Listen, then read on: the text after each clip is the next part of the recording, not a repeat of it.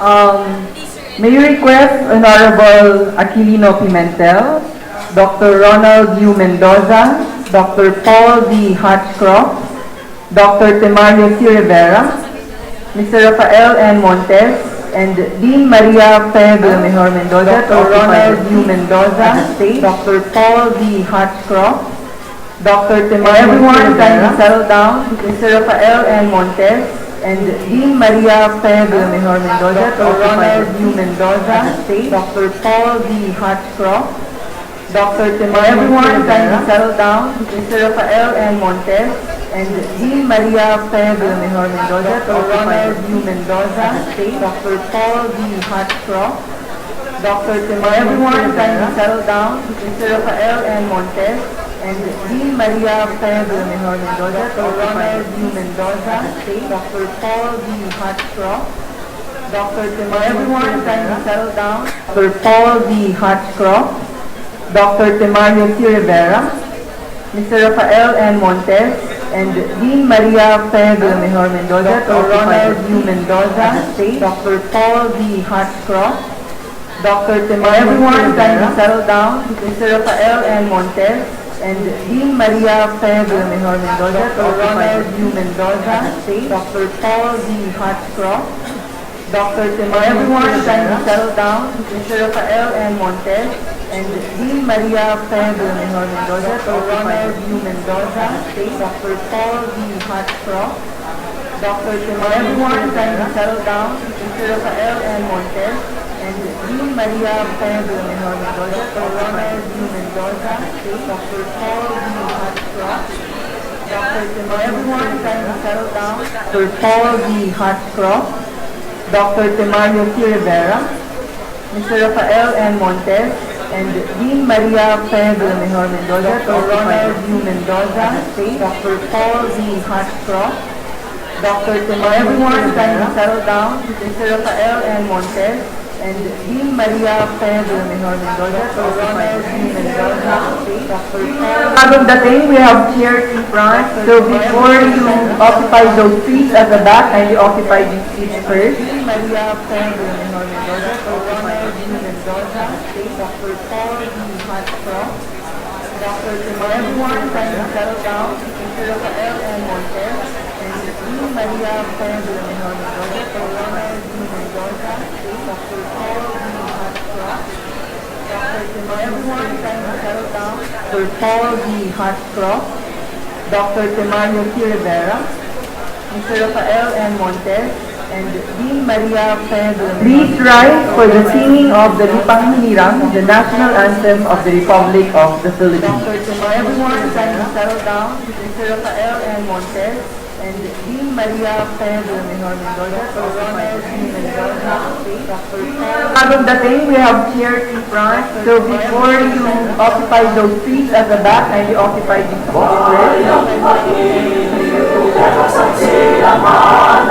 alam ng puso sa titik ko'y buhay. Lupang hinirang, tuyak ka ng pag-ibig. Sa manlulupig, di ka pagsisipig. Sa lahat bundok, sa simoy at sa langit mo kapal. Ay nilalang tulakaw, sa paglayang nilamahal. Ang isang lang wakay, ko'y naging kailangan. Ang puso'y nakalaw na kailan mapag-ibig. Parang araw na ay pansin na ay namin sa amin mo. Ang ligaya na ay mamagin, pagkakasayahan sa puso sa titik ko'y buhay.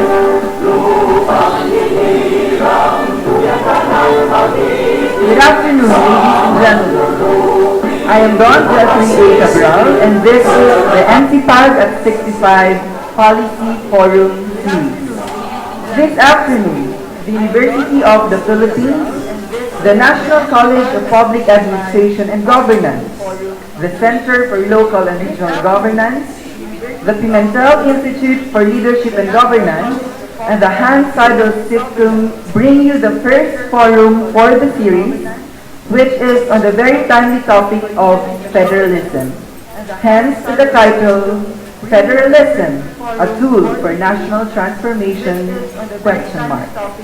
To formally start, may I call on the Director of the Center for Local and Regional Governance, Dr. Erwin Gaspar A. Alampay, for his welcome remarks. May I call on the Director of the Center for Local and Regional Governance, Dr. Erwin Gaspar Senator A. Pimentel, Alampay, for his welcome Dean Ted Mendoza, Dean Ronald Mendoza, Dr. Kelly Rivera, Commissioner Alex Villaltes, faculty, students, ladies and gentlemen. Maganda at magpalayang hapon po sa ating lahat.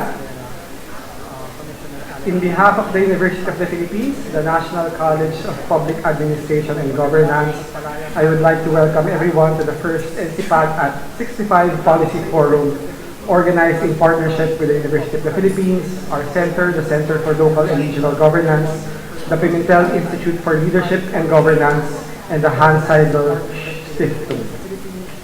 We are glad to see such a large turnout this afternoon, given the significance of the topic at hand. Our forum, Federalism, a tool for national transformation, intends to enlighten everyone here about the basic question of what federalism is about, what it entails, and whether this is the correct path forward in the shaping of our nation. In the university, we are by nature trained to be critical, and as such, we as academics and students should not be simply accepting of what is proposed, but rather ask the important questions. Why is there a push for federalism? What is it meant to answer? Is this really the solution? Is this the only option we have? What is the process for undertaking this change? Among other questions, I am sure some of you have already, and that's why you are here. We are heartened by everyone's presence today because we believe that your presence is evidence of people's genuine concern to understand and reflect on this important issue. Your presence for us is an indication that this major issue of federalism is not something we can simply leave to our leaders to shape and decide. There should be space for everyone to participate, and hopefully this forum is a step towards making that space possible. Muli, maraming salamat, and we wish everyone a productive and engaging learning this afternoon.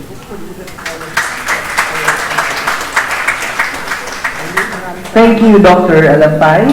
At this point, let us lend our ears to the Dean of the National College of Public Administration and Governance, Dr. Maria Fe Villamejor Mendoza, for her message and the overview of the Policy Forum.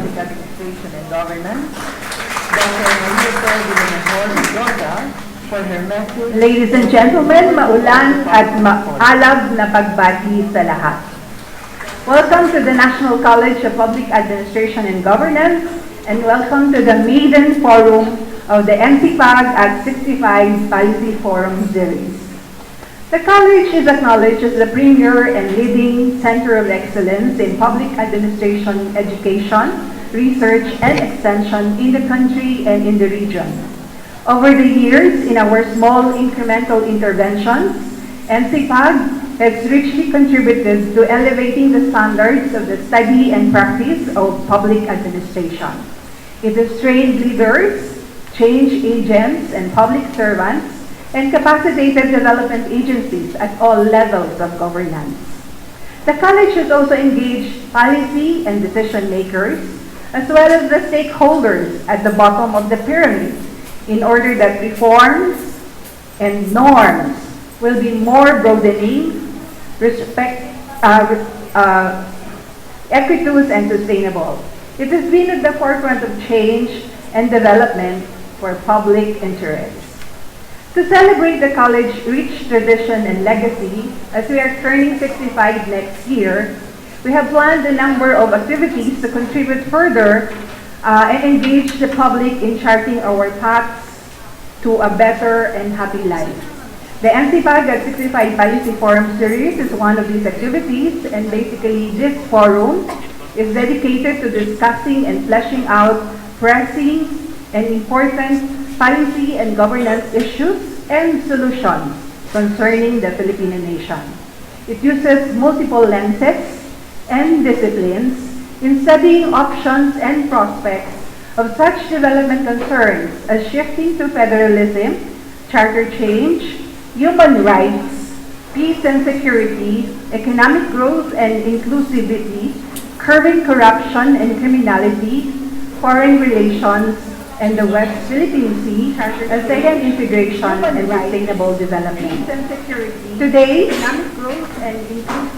we interrogate whether federalism is a tool for national transformation, and have invited the experts and giants in the discourse to give us food for thought and agitate us to think critically on the better options for our country. We hope that by engaging in this conversation, sharing of ideas and stands, and discussion of a broad range of views on federalism, as citizens of our beloved country, we are more capable of planning our next step. We hope that we'll all be enlightened about this very important policy issue today, and if there is light, we would not be groping in the dark. Let us all discern and chart our future. Let us be engaged in this policy forum on federalism. Muli, magandang buhay sa lahat. Let us all discern and chart our future. Thank you, Dean Mendoza. Now let us proceed to the policy forum proper. May I first introduce to you our moderator. He is university researcher at the Center for Local and Regional Governance, or CLRG, of UP-NCPAG. He served as Philippine Project Leader for CLRG's Federalism Studies and Knowledge Exchange Cooperation Program with the Institute of Federalism at the University of Freiburg in Switzerland. He is an occasional lecturer on federalism in UP-NCPAG's graduate program. Ladies and gentlemen, Mr. Rafael N. Montes Jr. at the University of Freiburg in Switzerland. He is an occasional lecturer on Thank you, Don. Good afternoon, Senator Pimentel and our respected panelists. Thank you, everyone, for coming in this rainy afternoon to our forum on a Friday afternoon. I can see that there's really a lot of interest on federalism these days. Before we begin, I would like to especially recognize Commission on Higher Education Commissioner Dr. Alex Brillantes, also former Dean of NCPAG, who is also with us this afternoon. Okay, before we hear our main speaker and our reactors for the afternoon, I will first briefly introduce them to you, and then I will subsequently give the floor to them. So our topic for this afternoon is Federalism, a tool for national transformation, question mark. You can see it's a big question mark. So we're actually, it's still a question. So we will let all our panelists try to answer this question. So our main speaker for this afternoon really needs no introduction. You all know him, and he's also around TV. They're very busy these days. But just to briefly introduce him, he was a senator of the Republic of the Philippines and also Senate President. He authored the Local Government Code of 1991, thus earning him the title the Father of Local Autonomy in the Philippines. He was also Secretary of the Department of the Interior and Local Government, also once an Assemblyman, City Mayor of Cagayan de Oro, and a Constitutional Convention delegate. He is currently the Chairman of the Board of the Pimentel Institute for Leadership and Governance. Ladies and gentlemen, Honorable Aquilino Q. Pimentel Jr. Our first discussant for this afternoon was formerly director of the Rizalino Navarro Policy Center for Competitiveness at the Asian Institute of Management, or AIM, and senior economist with the United Nations in New York. He is a recipient of various awards such as the 10 Outstanding Young Scientists of the Philippines and the Young Global Leaders of the World Economic Forum in 2013 and Under 40 Development Leader in 2013. He is currently Dean and Associate Professor of Economics at the Ateneo School of Government. Ladies and gentlemen, Dr. Ronald U. Mendoza. Another discussant for this afternoon, he is currently Professor of Political and Social Change at the Australian National University and the Lead Governance Specialist for Development Cooperation at the Australian Embassy in Manila. He took his PhD in Political Science from Yale University.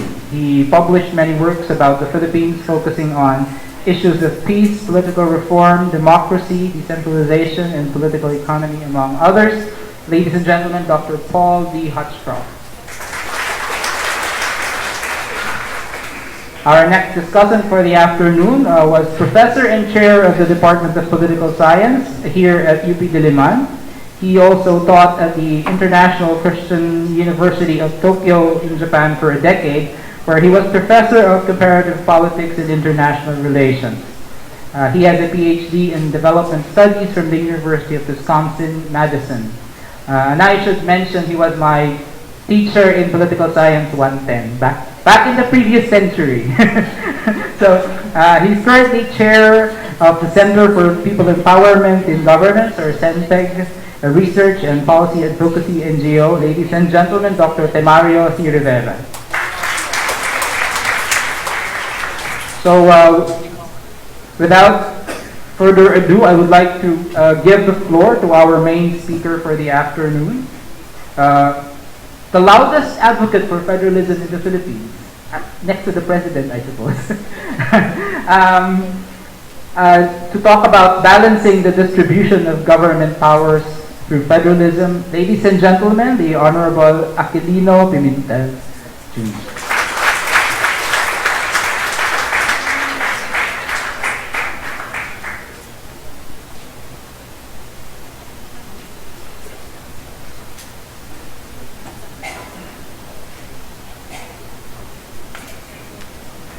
Thank you very much, Montes, for that kind introduction.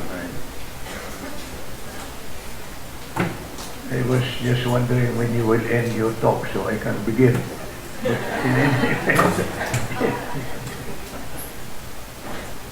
in any event, as usual in a Philippine setting, we have to greet everybody who is here. All the doctors here, from Dr. Hutchcroft, Dr. Rivera, and Dr. Mendoza.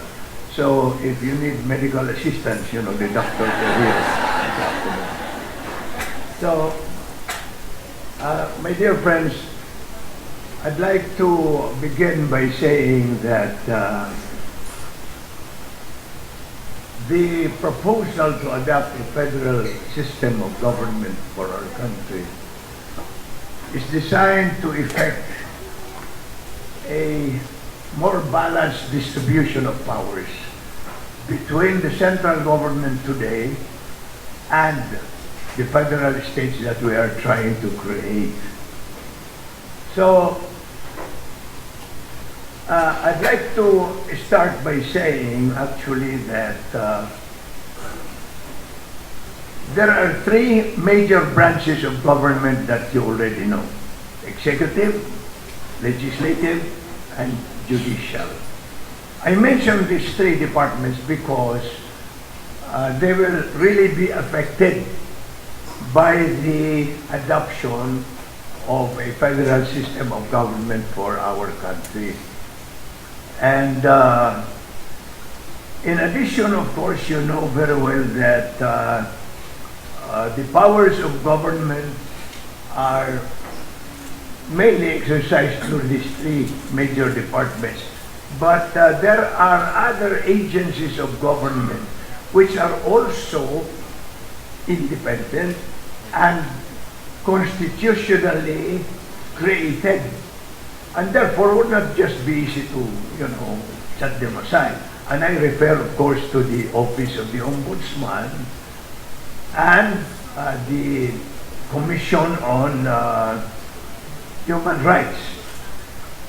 And I'd like to immediately mention, my dear friends, that these two commissions that I have mentioned are aside from the other commissions that are also instituted in the Constitution, meaning the Commission on Audit. Napaka-importante. Ang ibig sabihin, even if we adapt a federal system, we should not do without the Commission on Audit. And then the Commission on what else? Elections, and the Commission on, what's the third one? Civil Service. So, in addition to these agencies that are specifically mentioned by the government, the Constitution also mandates the creation of two regional governments: the Autonomous Region of Muslim Mindanao and the Autonomous Region of the Cordilleras. For our purposes, we will just focus mainly on the aspect of the problems dealing with the Autonomous Region of Muslim Mindanao, which would be especially targeted by the adoption of a federal system. In other words, this is one of the more important objectives for the adoption of the federal system, to put an end to the centuries-old struggle of the Muslim people against the government to some extent in many places, in several areas. And please understand that the so-called Moro problem did not start with Normi Suare. Panahon pa ng Kastila, pagdating mo nila, Magellan dito, ayaw na ng mga kapatid nating mga Muslim na pangibabawan ang kanilang kultura, tradisyon ng iba pang mga pananaw. And therefore, for starters, I want to emphasize this point, that we are, I think, 85% supposed to be Christians. I underline the word supposed to be. I'm not too sure that we are. But nonetheless, a certain percentage of that, of our people, are of the Muslim faith. And therefore, it's very important for us to consider this. If we want to establish peace in this country, we must have a just and reasonable solution to the gripes and the anxieties of the Muslim people, for the reason that we are the majority. Do not expect the minority to just follow what the majority wants. Otherwise, that will continue to the problem will continue to worsen if we take that attitude that anyway, majority kami, sunod na kayo dyan.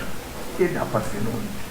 We have to make sure that in the settlement of the disputes between the Christian majority of this country and the Muslim minority and the IPs, I want to emphasize that kung minsan we are focused on the problems in the Muslim people only, forgetting that the indigenous peoples of this country also, have to be treated with fairness and justice in the settlement of the causes that they are airing before our people.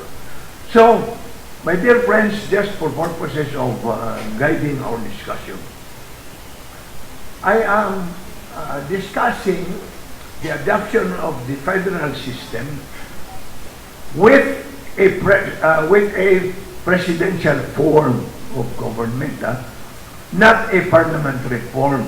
Not because I don't think that parliamentary form is good, but we are more familiar with the presidential system. Therefore, it is easier to tie it up with the presidential form of government. That is the reason why I am talking mainly about the presidential form of government, even as we adopt the federal system in our country. Now, my dear friends, let me go directly now to how, let me say, how many federal states will our country have? Okay. There are some who say, why not just 3? Luzon, Visayas, and Mindanao. My dear friends, if you do that, you will have still, I think the areas of discontent will still be facing us as a problem, for the reason that you're talking here of still a wider concentration of powers, even as we adopt a 3-island, you might say, 3 major island groups of the Philippines as the basis for our federal system. That is why I am proposing the adoption of 11 federal states. But that said, please understand that kahit 11 yun, pwede 12, pwede 13, ba't naman, I mean, I did not get this idea from, Mount Olympus or anyway, sabi nga, hindi ito nakataga sa bato like the Ten Commandments. I have not been there when Moses received the Ten Commandments, but itong ating proposal is merely for purposes of starting a discussion among our people, so that when the time comes, as President Digong has been indicating, he might push for the revision of the Constitution to adopt a federal system. At least, meron ng batayan ng mga tao na ganyan pala ang mangyayari. Because we have to understand what this is all about. So, 11 federal states. In Luzon, there will be 4 federal states. Federal state of Northern Luzon. All right. Now, please also understand, in our discussion, when we are talking of the boundaries of the federal state, hindi na kailangan pag-aralan pa natin saan ba yun. Because we know already, when we say federal state of Northern Luzon, that makes regions 1 and 2 in Luzon. We already know where that entity lies in the geographical territory of the Republic of the Philippines. Then, federal state of Southern Luzon. We already know that. Pampanga, Tarlac, mayroon yan. Aurora, Bataan, Bulacan, Nuecia, Zambales. Yung mga states na gano'n. Then, federal state of Southern Tagalog. When we say Southern, alam na rin natin yun kung saan yung Southern Tagalog. Anong pangalan ito? Cavite, Laguna, Batangas, Quezon, and Rizal. Then, federal state of Bicol. We already know where Bicol is. Pag hindi nyo alam, di kumain kayo ng sili, so we'll know that yung pala, Bicol, marami sili. You look at the map, nandun na yung buwan yan. The Bicol region, we already know that. Now, what is going to happen to Metro Manila? Metro Manila, my dear friends, will not be treated or created as a federal state.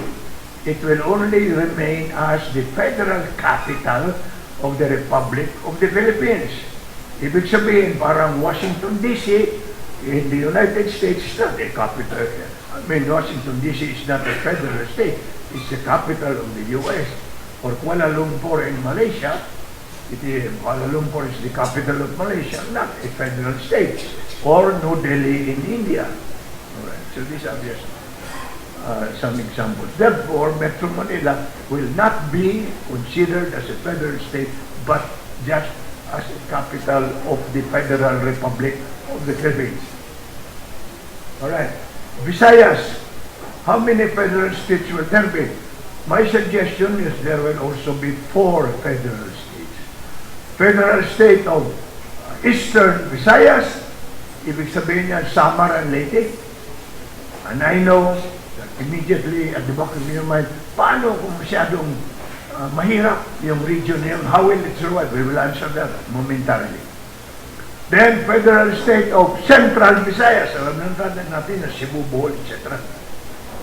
Then, Federal State of Western Visayas, the Ilonggo provinces. You also know that. Then, itong pang-apat, imbento ko ito. Sapagkat, the imperialists in Manila have always considered this part of the country as part of Luzon. Ginagawa nilang Region 4B as part of Luzon. So I'm wondering how come that this is a part of Luzon. Tinignan ko yung mapa. Nasa karagatan ng Visayas pala ito. Ba't naman sabihin nila part of Luzon? So it's better that we convert it into a federal state of the 2 Vindoros, Palawan, Romblon, at saka Masbate in the original proposal, because at the time when I made this proposal, I was still in the Senate before Dean Alex Brillantes was born. And napag-usapan na namin itong Marinduque sapagkat ang lingwahe nila, many of them said that they are more Bisaya than Bicol. So that's the reason why it was deemed included. But we need that. We need that include Romblon. Romblon can go back, Masbate can go back to the pangalan nito, to the Bicol. So let's go to Mindanao. Tapos na yung Visayas, ha? Mindanao, 3. Federal State of Northern Mindanao. If you look at the back from the tip of Zamboanga all the way up to Surigao, medyo mahaba yun. And therefore, some people are suggesting that we divide that into 2. Regional State of Northeastern Mindanao, from Agusan all the way up to Surigao, and then Federal State of Northwestern Mindanao, from Misamis Oriental all the way down to Zamboanga. But that is just a variation of what has originally been proposed by me. All right. Then, you have the Federal State of Southern Mindanao. Malaki din yun because that is where the Davao provinces are located, Cotabato, etc. The third one is very important to my mind, and that is the Federal State of the Bangsa-Moro. And when we talk of the Federal State of the Bangsa-Moro, I am talking of the mainland Moro-dominated provinces, as well as the offshore islands of Sulu, Basilan, and Tawi-Tawi. Now, my dear friends, tayo, the majority of the people of this country who are Christians, must understand that even among the Muslim people, there are variations, there are nuances of their own culture and traditions. And I remember when I was still in high school, after grade school, there was a scholastic meet in Cagayan de Oro. Itong mga palaro ngayon, ang tawag noon is scholastic meet. So, all the schools, public schools of the Philippines, their athletes met in Cagayan de Oro. And during one volleyball game, sino ang nagsuntukan doon? Mga Maranao versus Itaw Sogs. Ang ibig sabihin, may kaiba. Sometimes we have the tendency to lump all these people together as if they are one people belonging to the same culture and tradition, when as a matter of fact, there are nuances of their culture and tradition that we must always consider. For example, the Sultan of Sulu before he died, kaibigan ko yan. And we were discussing already this federal proposal. And he was one of those who opposed the BBL proposal, where they will rename dissolution into a bangsamoro. Sabi ng sultan sa akin, hindi kami papayag dyan. Because you see, if that becomes a bangsamoro, what's going to happen to our identity as ang tawag nila sarili na suluk, S-U-L-U-K, meaning to say people of the waves. That nuance of the meaning of their identity would disappear, he says, if this all of a sudden the Sulusi were to be renamed as the Bangsamoro Sea. Moreover, he said, who's going to exploit the resources there underneath the Sulu, or in the Sulusi.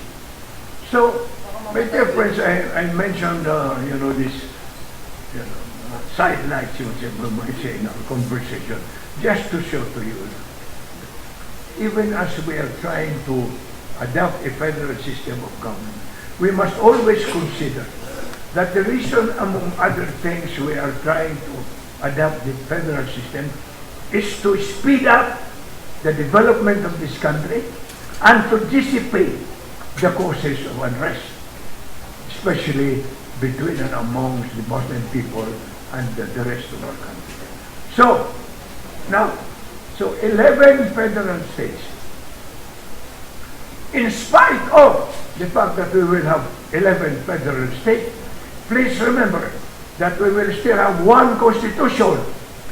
Mahirap naman na bawat federal state may sariling constitution. One flag, otherwise pagdating mo doon sa iba naman flag sa luluhan mo. Naman. One basic, one armed forces. One armed forces. So that you do not encourage the establishment of warlords, proliferating in the country with their own armed forces. So that when any warlord, for that matter, would try to defy, this concept of bringing about peace, law and order into our country, you can call upon the one armed forces of the Philippines to crush, that rebellion that might be happening in any of the federal states that we are talking about because of the emergence of warlords that some people think would proliferate if we adopt the federal system. My answer to that is no, provided we make it specifically so. Anyway, we are revising the Constitution. Ilagay na rin natin doon. The reason I am trying to emphasize this is that under the present Constitution, political dynasties, etc., are prohibited as may be provided by law under the present Constitution. Meaning to say, there has to be a law that has to be enacted to, prevent the rising up of political dynasties that can also give rise to warlordism in many parts of this country. So how do you solve that? You also put a provision in the Constitution as we revise the Constitution that a political, let us say, figure, a mayor or a governor, etc., cannot be succeeded by his wife, by his mistress, by sino pa dyan. Whoever, after a certain degree, if you want to specify, although I know that Coco Pimentel, I don't know if you know him, but I heard about him in the Senate. He filed a bill that would allow members of the same family up to a certain degree of consanguinity and affinity. So we can also do that. Meaning to say, political dynasties are now prohibited as provided in this Constitution, namely, sabihin na up to what extent, because we cannot leave that for the enactment of a legislation, because the people who will do the enactment of that legislation would be perhaps affected directly adversely by the adoption of such a enactment of the law. Therefore, what I'm trying to say is political dynasties, warlordism can be prohibited by specifically stating in the Constitution how and to what extent such relationship and the possible emergence of political warlordism could be, from the start prevented by the wording as found in the Constitution. And when it is defied, then the armed forces can be called upon to dismantle, that dynasty there or warlord there in that particular state. And also, aside from one armed forces, one national police, so that you have an agency of government that can run after criminals, even there is especially what lawyers would call transboundary criminals, crimes.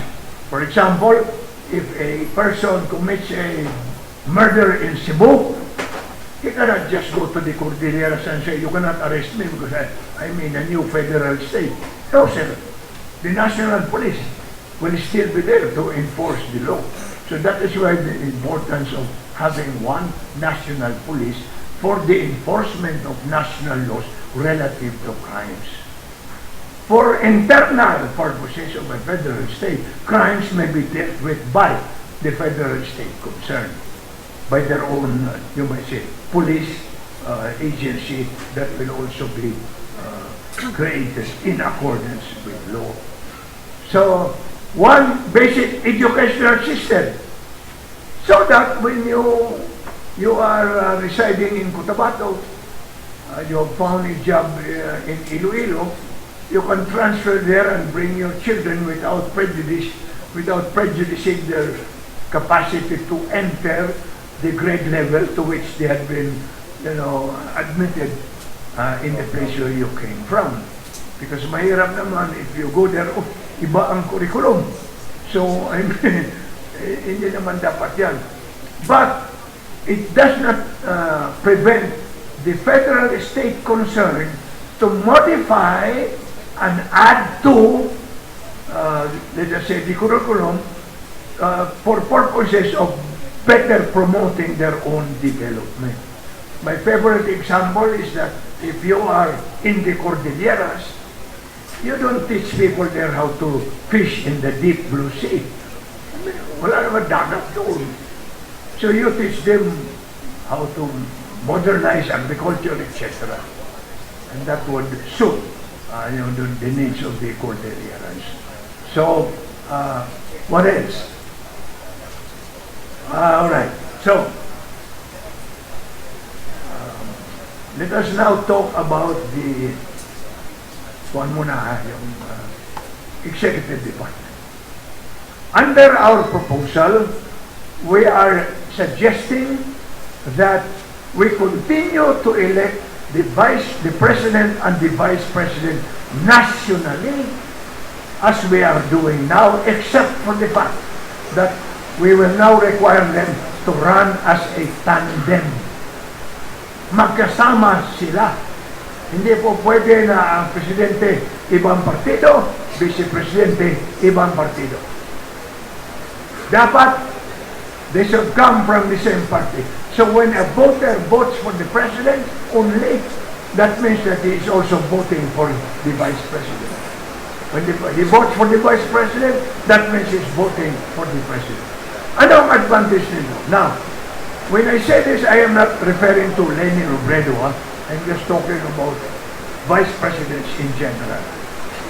If the vice president and the president come from different parties, the moment these two are elected, one coming from, the president coming from one party, the vice president coming from another party, the vice president will always be praying the novena.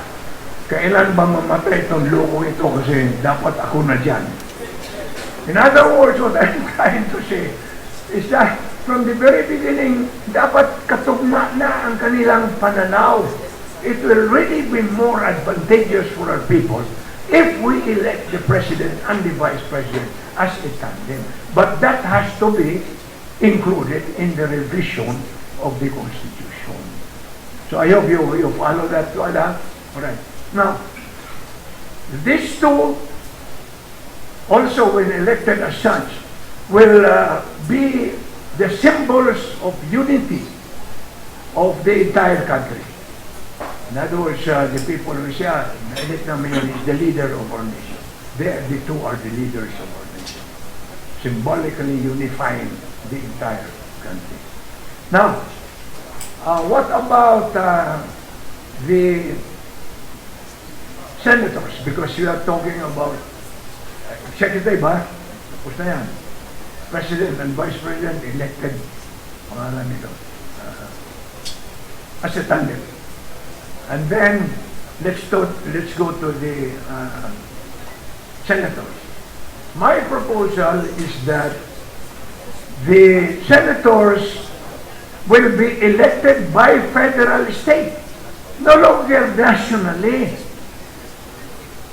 Sapagkat, if we continue doing that, electing the senators nationally, many times and quite often, walang wastong abilidad yung nahalal. Yung iba, maganda ito sumaya, maganda kumanta, okay na ito. Senator. And therefore, to that extent, lalo lalala ang problema ng bansa. You're wasting time, money, and the trust of the people will just be dissipated because hindi na kaya yung trabaho. I remember when I was a senator and I was sponsoring some legislation. And there was somebody, I will not mention his name so that he will not be unduly embarrassed, but he stood up to interpolate me.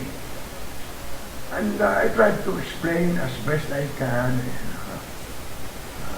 plain language, but obviously he could not understand me. So tinagalog ko yung sinabi ko. Lalong hindi niya na maintindihan.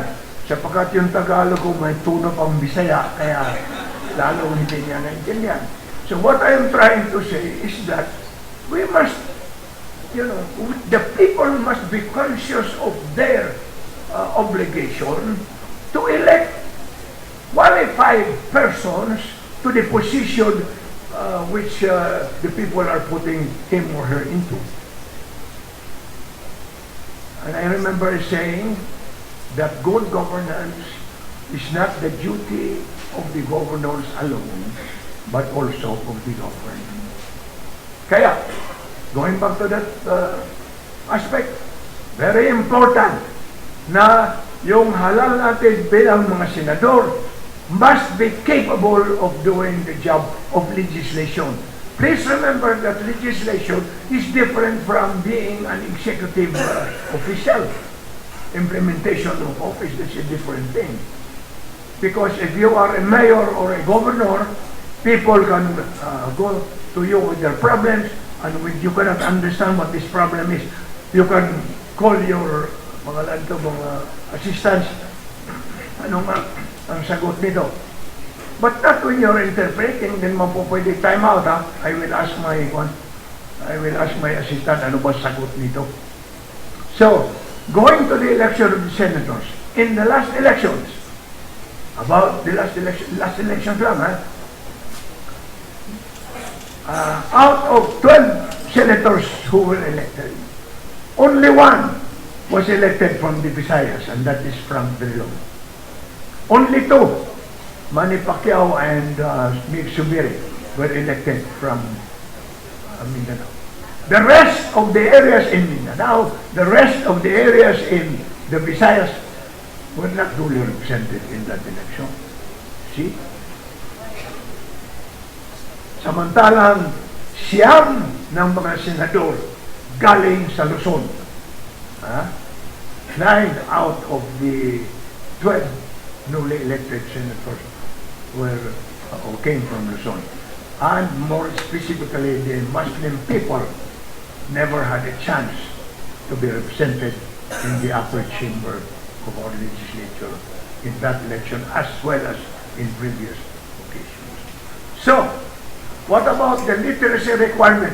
My dear friends, my suggestion is that sa literacy requirement, for example, sa President, Vice President, and maybe the Senators also, and the Congressmen, dapat hindi lang able to read and write.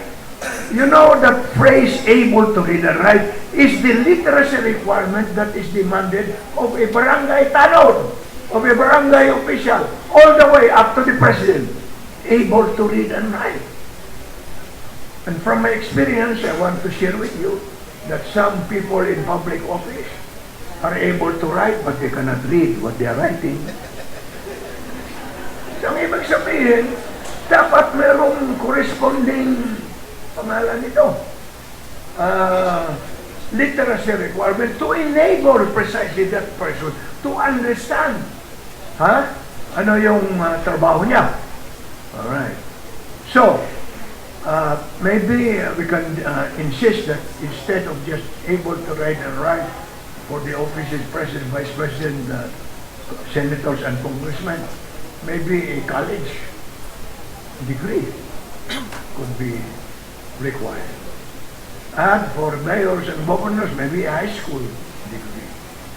And for councilors, at least or maybe also a high school degree. In other words, let us raise the level of the literacy requirement of our public officials, because otherwise we will continue to have difficulty in the running of the affairs of our different federal states. Now, if we are going to say, all right, every federal state will have 6 senators, times 11, kadami naman yan, 66. Paano ngayon ang PDAP? Dami na nakawin. But kidding aside, my difference incidentally, the PDAP is alright, basta hindi lang nakawin. Kadaming matulungan yan pag hindi ninanakaw. But that is already hindi naman allowed dyan ngayon. So, in any event, let us just talk about the 11 times 6 senators, 66. Plus overseas Filipinos, plus Metro Manila, bigyan pa natin. Marami. Masyado bang marami yan? My dear friends, I made a research and I will show you 10 countries which have lesser population than the Philippines. But this is a 2008 research ito.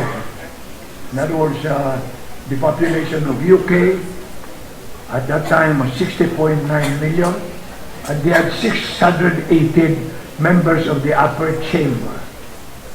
Tayo, 104 million na ngayon, sapagkat masyadong palaanan ang mga Pilipino. 104 million, 24 ang senador.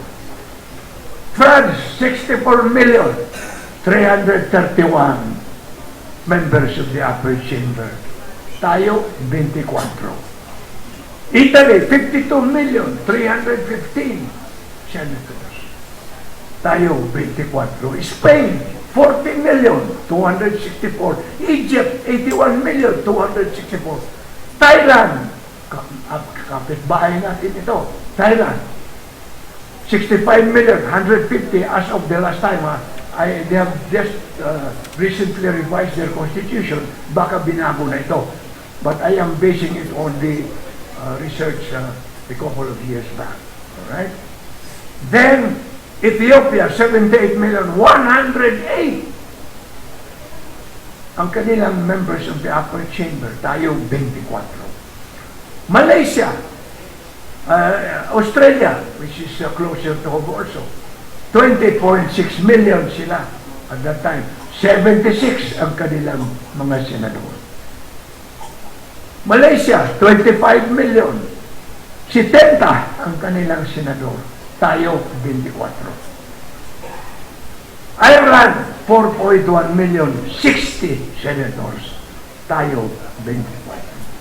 You see, in other words, when we raise the numbers of our senators to 60 plus, for example, that is more or less commensurate with the demand that our people should be represented equitably in the higher chamber of our legislation, because the 24 number of senator limit was made during the time of Quezon and Osmeña, at the time when we only had about 80 to 20 million people.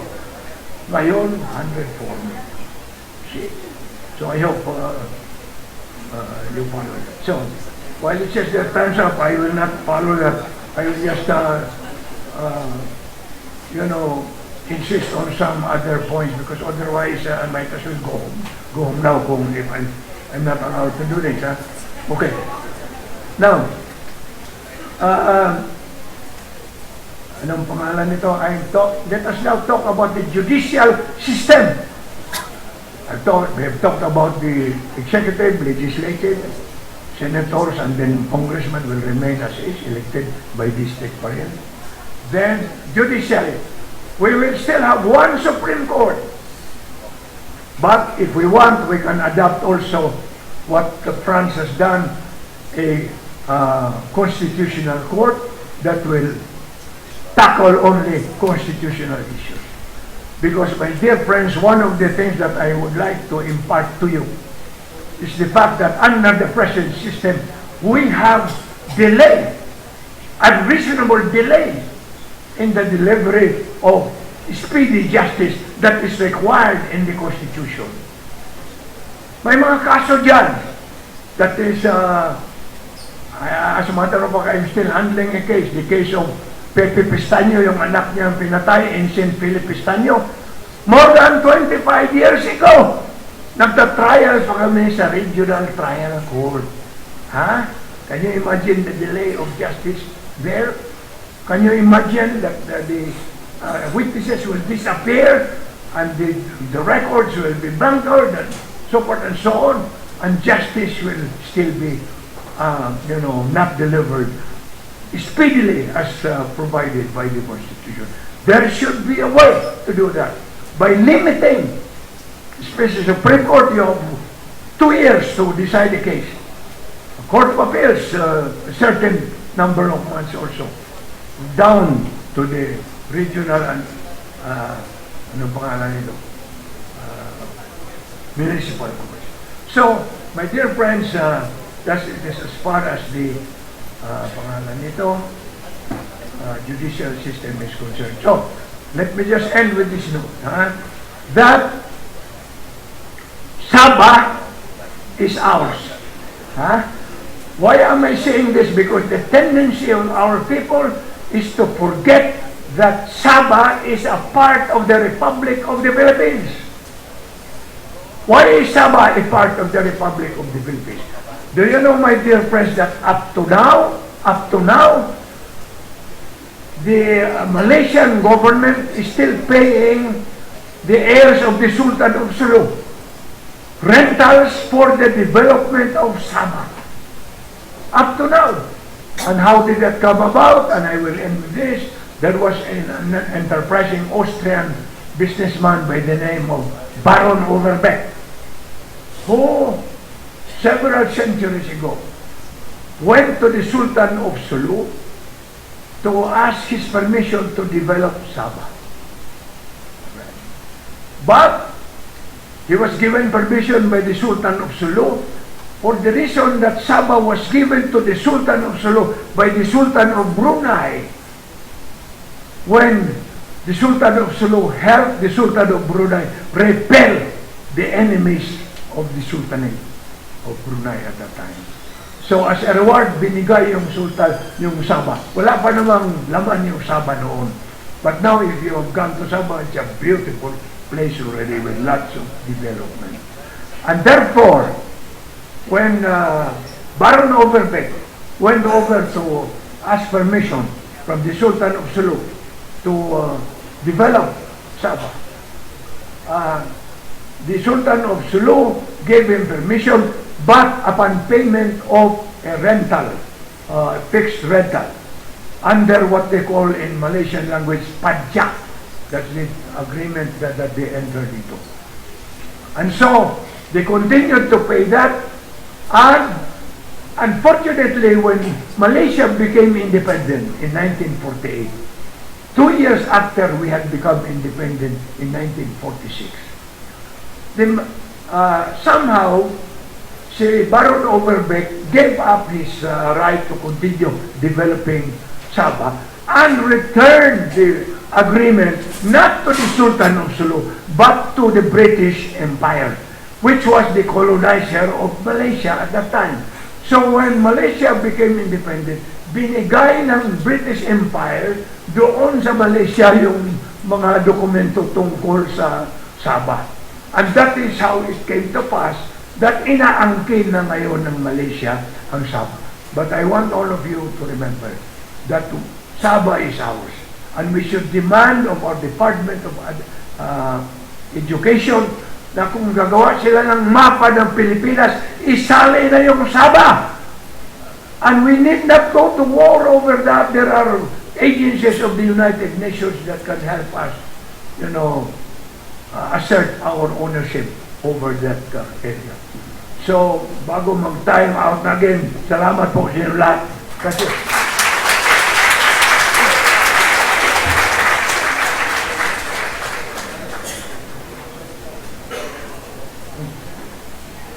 Thank you very much po kay Senator Pimentel for that very informative discussion on his proposal for the Federal Republic of the Philippines. So we have three other experts who will help us answer our question for the afternoon, which is Federalism, a tool for national transformation, ? And may I call on our first discussant, the other Team Mendoza in the room. Sorry, sir, because we have our Team Mendoza here. This is her term. So, can I call on Dean Mendoza of the Ateneo School of Government for his presentation?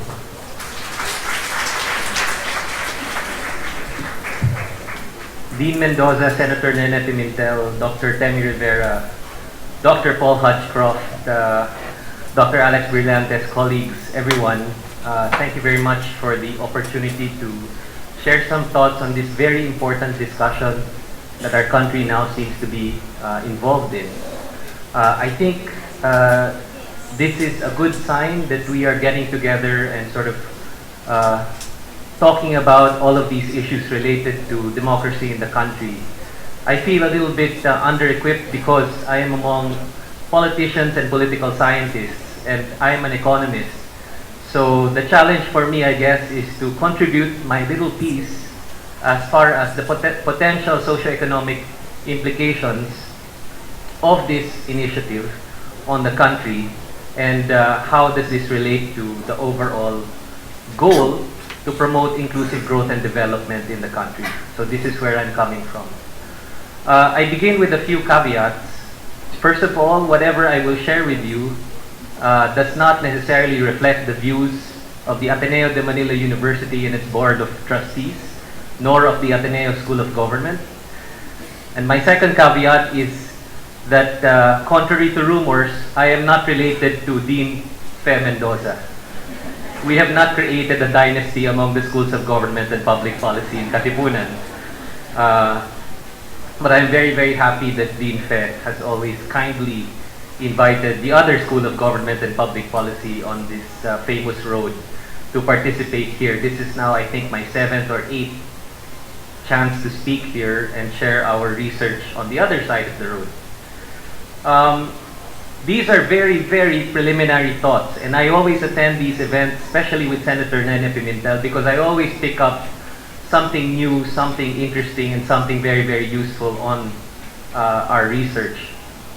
And I always share, every time that I am with Senator Pimentel, that when I was as young as those people in the back, the undergrads, I was actually campaigning for Senator Pimentel as Vice President and Senator Jovi Salonga as President of the country. Many, many years and decades later, when reality has finally struck me, and I am now also on this side of the academic podium. I think the work for our country is still ongoing, and we obviously have many missed opportunities, if I may put it so candidly. When I get these invitations to speak about federalism, people seem to expect that I will be on the other side of the argument because I guess I'm most well known for my research on political dynasties and poverty. I am very, very sorry to disappoint. I am actually very interested to hear about federalism and to engage in this discussion, if only to generate a learning moment for our country and revisit the path that we took after the fall of the dictator, to see where we have failed and where we have succeeded, and to have a balanced lens, a balanced evidence-based view of what paths lay before us. This is where I'm coming from on this discussion. So I hope with those general caveats I can begin.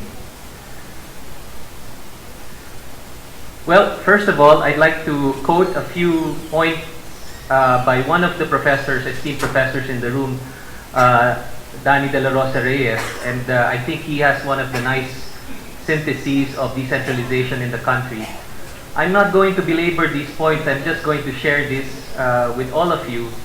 Some of the gains from decentralization and some of the achievements for the country so far. Grassroots empowerment of citizens in some parts of the country, not all.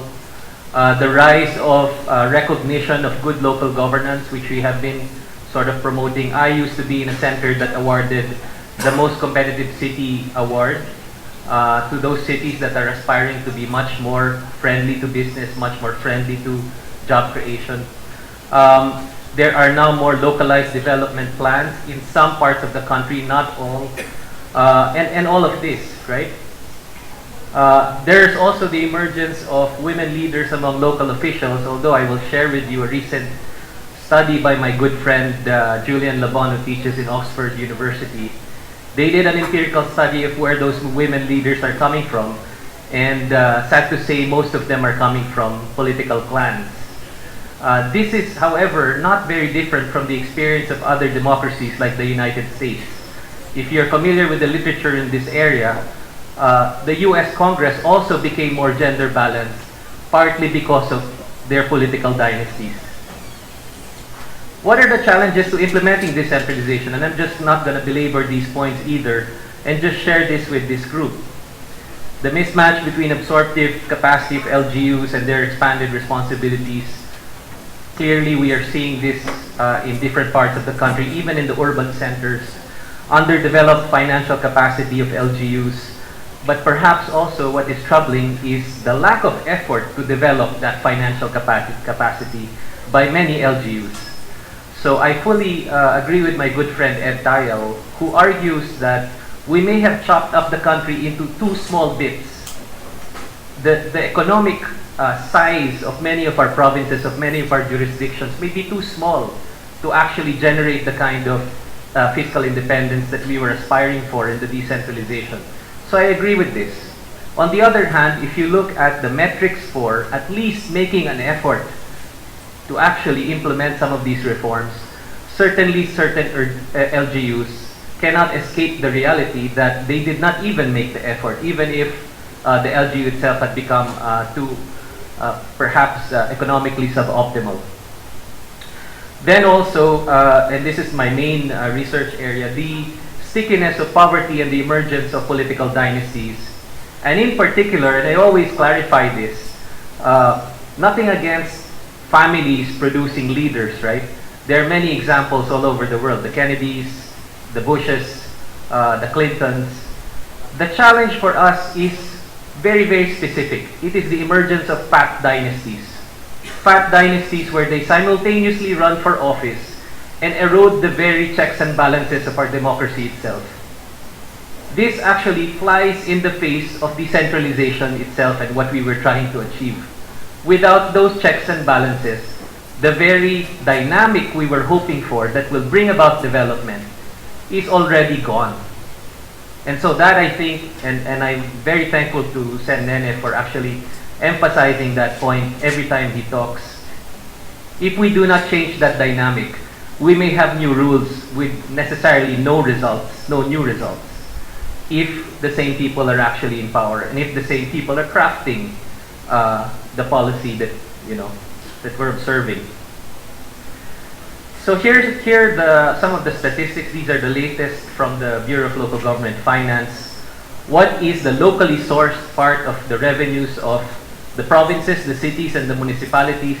You will see that only the cities seem to have made some headway, thus lending some credence to the argument that yes, if you have the economic dynamism, then you do stand a chance to actually establish some fiscal independence. But still, you will see that it's barely over half, right? And the provinces and the municipalities certainly haven't gotten to this point, right?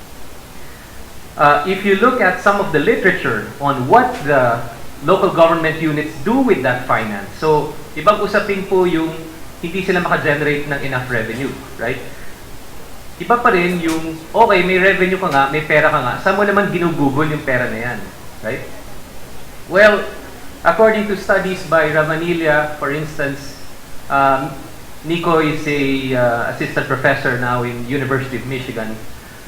One of our own, Filipino po yan, studied pork barrel, and this is what he found, right? Legislators bias distribution of their constituency development fund in favor of local patrons. More political competition, tighter congressional races tend to exacerbate this clientelistic distribution bias. So, baliktad yung epekto ng more competition. More competition prompts them to channel even more to their biased, through the biased channel. Here's another study by one of UP's own, Dokoy Capuno, Study of Fiscal Transfers and Gerrymandering. Alam niyo naman po yung term na gerrymandering. Siguro po sa UP-NCPAG, di na kailangang ipaliwanag po yan. Splitting up or combining of existing electoral districts. Well, having a mayor that belongs to a political clan is linked to greater likelihood of city conversion. Kung may mayor ka at siya ay miyembro ng political clan, malamang na maging city yung kanyang lugar. Bakit kaya? Right? Well, mayors who belong to a political clan are almost more likely to have relatives elected after city conversion also. So, marami pong storya ang mga politiko ay humihingi ng mga jurisdiction, literally creating jurisdictions and chopping up the country even more to create positions for family members. Naririnig ko po ito sa parts ng Mindanao. Malamang po ito ay totoo sa iba rin parte ng Pilipinas. Again, this is flying in the face of what we are trying to do with decentralization, which is to achieve a certain balance with good governance and economic dynamism so that it is an optimal balance, not becoming too small so that it is no longer sustainable. Clan membership also enables incumbent mayors pushing for cityhood to internalize the advantages of cityhood. Diyan na po pumapasok yung ibang usapin na mas lalo po silang mahirap talunin. Kasi they are basically capacitating themselves to stay in power even longer. This is our own contribution to this discussion. This was just published a month before the elections. A little bit too late, but we had hoped to make an impact with the evidence. This is also the study that Vice President Leni Robredo quoted during the vice presidential debate when the political dynasties question was fielded. So we are very, very proud that a politician of that caliber has actually cited evidence during a vice presidential debate, which we considered a small victory for those of us producing empirical evidence. Ano po yung finding namin dito? Well, this is a study of political dynasties all over the country, and it actually found that more fat dynasties in particular cause greater poverty the farther you are from Imperial Manila. Ulitin ko lang po yung main finding. Yung fat dynasty, ang impact po niya sa kahirapan ay palalimin ng kahirapan at yung impact na yan ay mas malakas habang lumalayo ka sa so-called Imperial Manila. In other words, far north and far south. Right? So this entire discussion of the role of Imperial Manila I believe, needs to be balanced with the governance of those jurisdictions that are far from some of the discipline and some of the democratic features of so-called Imperial Manila. So if we have any media in the room or academic institutions in the room, these are the very institutions that we are expecting to actually sharpen democracy. And these are the very institutions that don't necessarily, I guess, are not necessarily very strong the further you are from the urban centers. So yan po yung isang katanungan. Ano po nangyayari sa bansa over time? And my good friend, Professor Claire David, used to teach in UP, now is serving the government in the Philippine Competition Commission. She and a co-author actually plotted the political plan's heat map, which shows that most of the country has actually become dominated by more and more political dynasties from 2004 to 2013. So parami po sila ng parami. In fact, our own tracking seems to show that that is also the case, particularly in terms of the pattern of producing fat dynasties, yung sabay-sabay na tumatakbo. Ito lang po ay isang halimbawa. I always like to throw in a picture out there because statistics can only convey so much. But I think an image speaks 1,000 journal articles. So let me just throw in that image worth 1,000 journal articles. If we're going to talk about the impact of a political dynasty on poverty and inequality at the local level, this is a picture taken by me when I was entering the port of Dinagat Islands.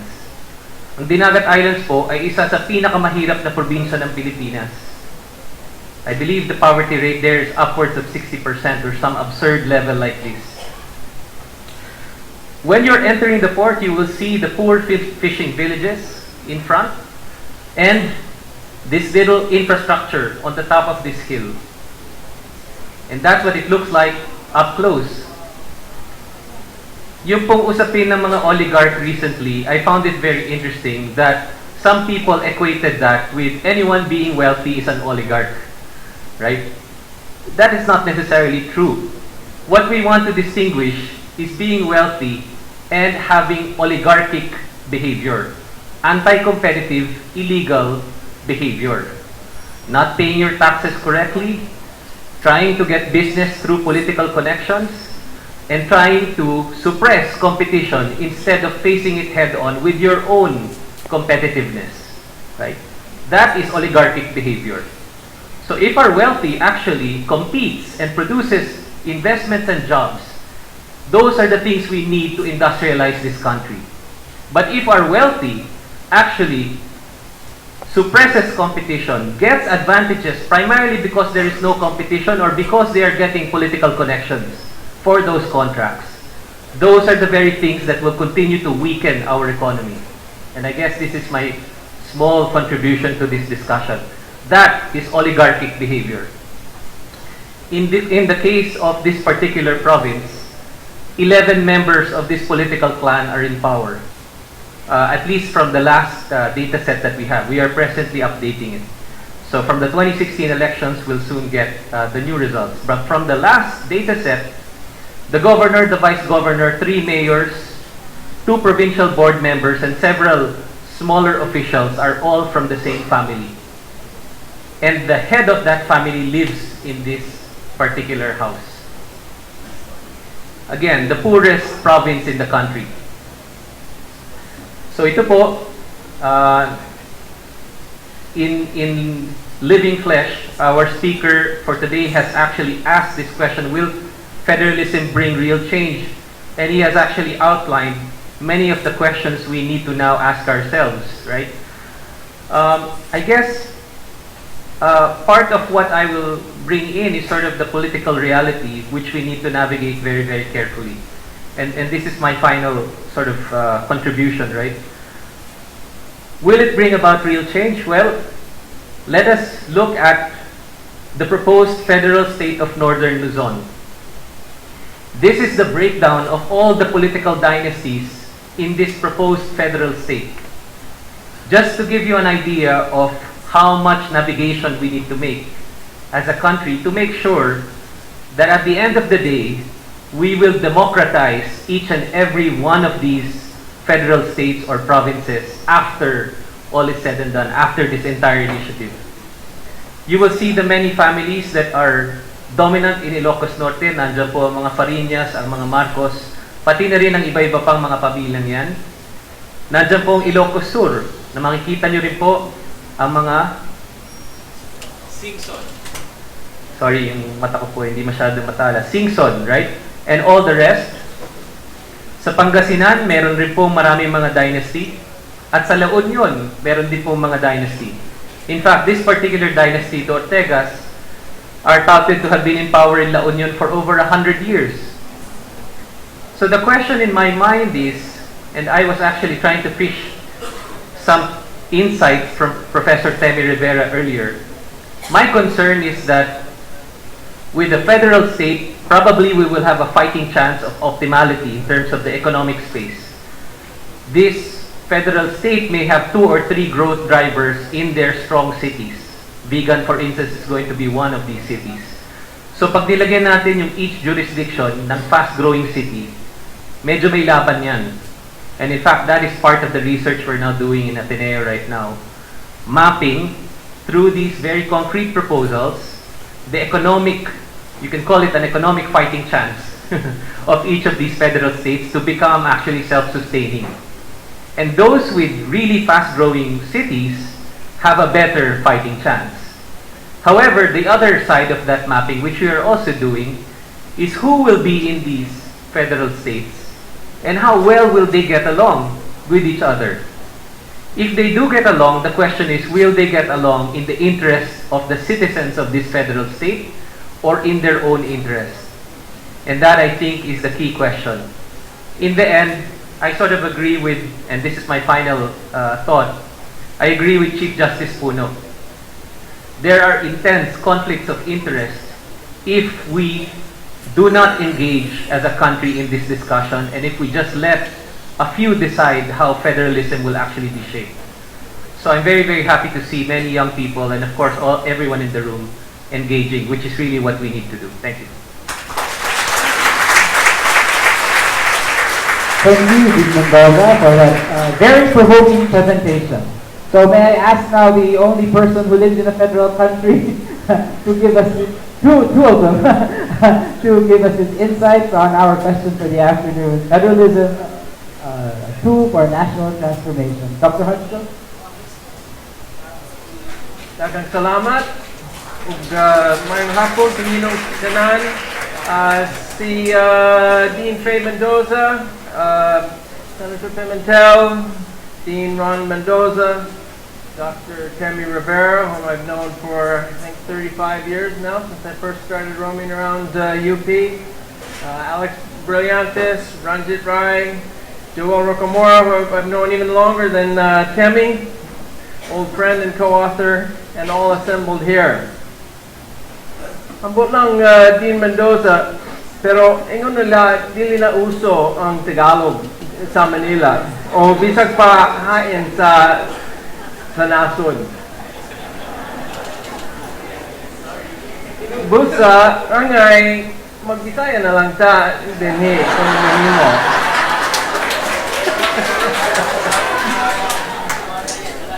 Just reflecting some of the realities of our new political order here in the Philippines.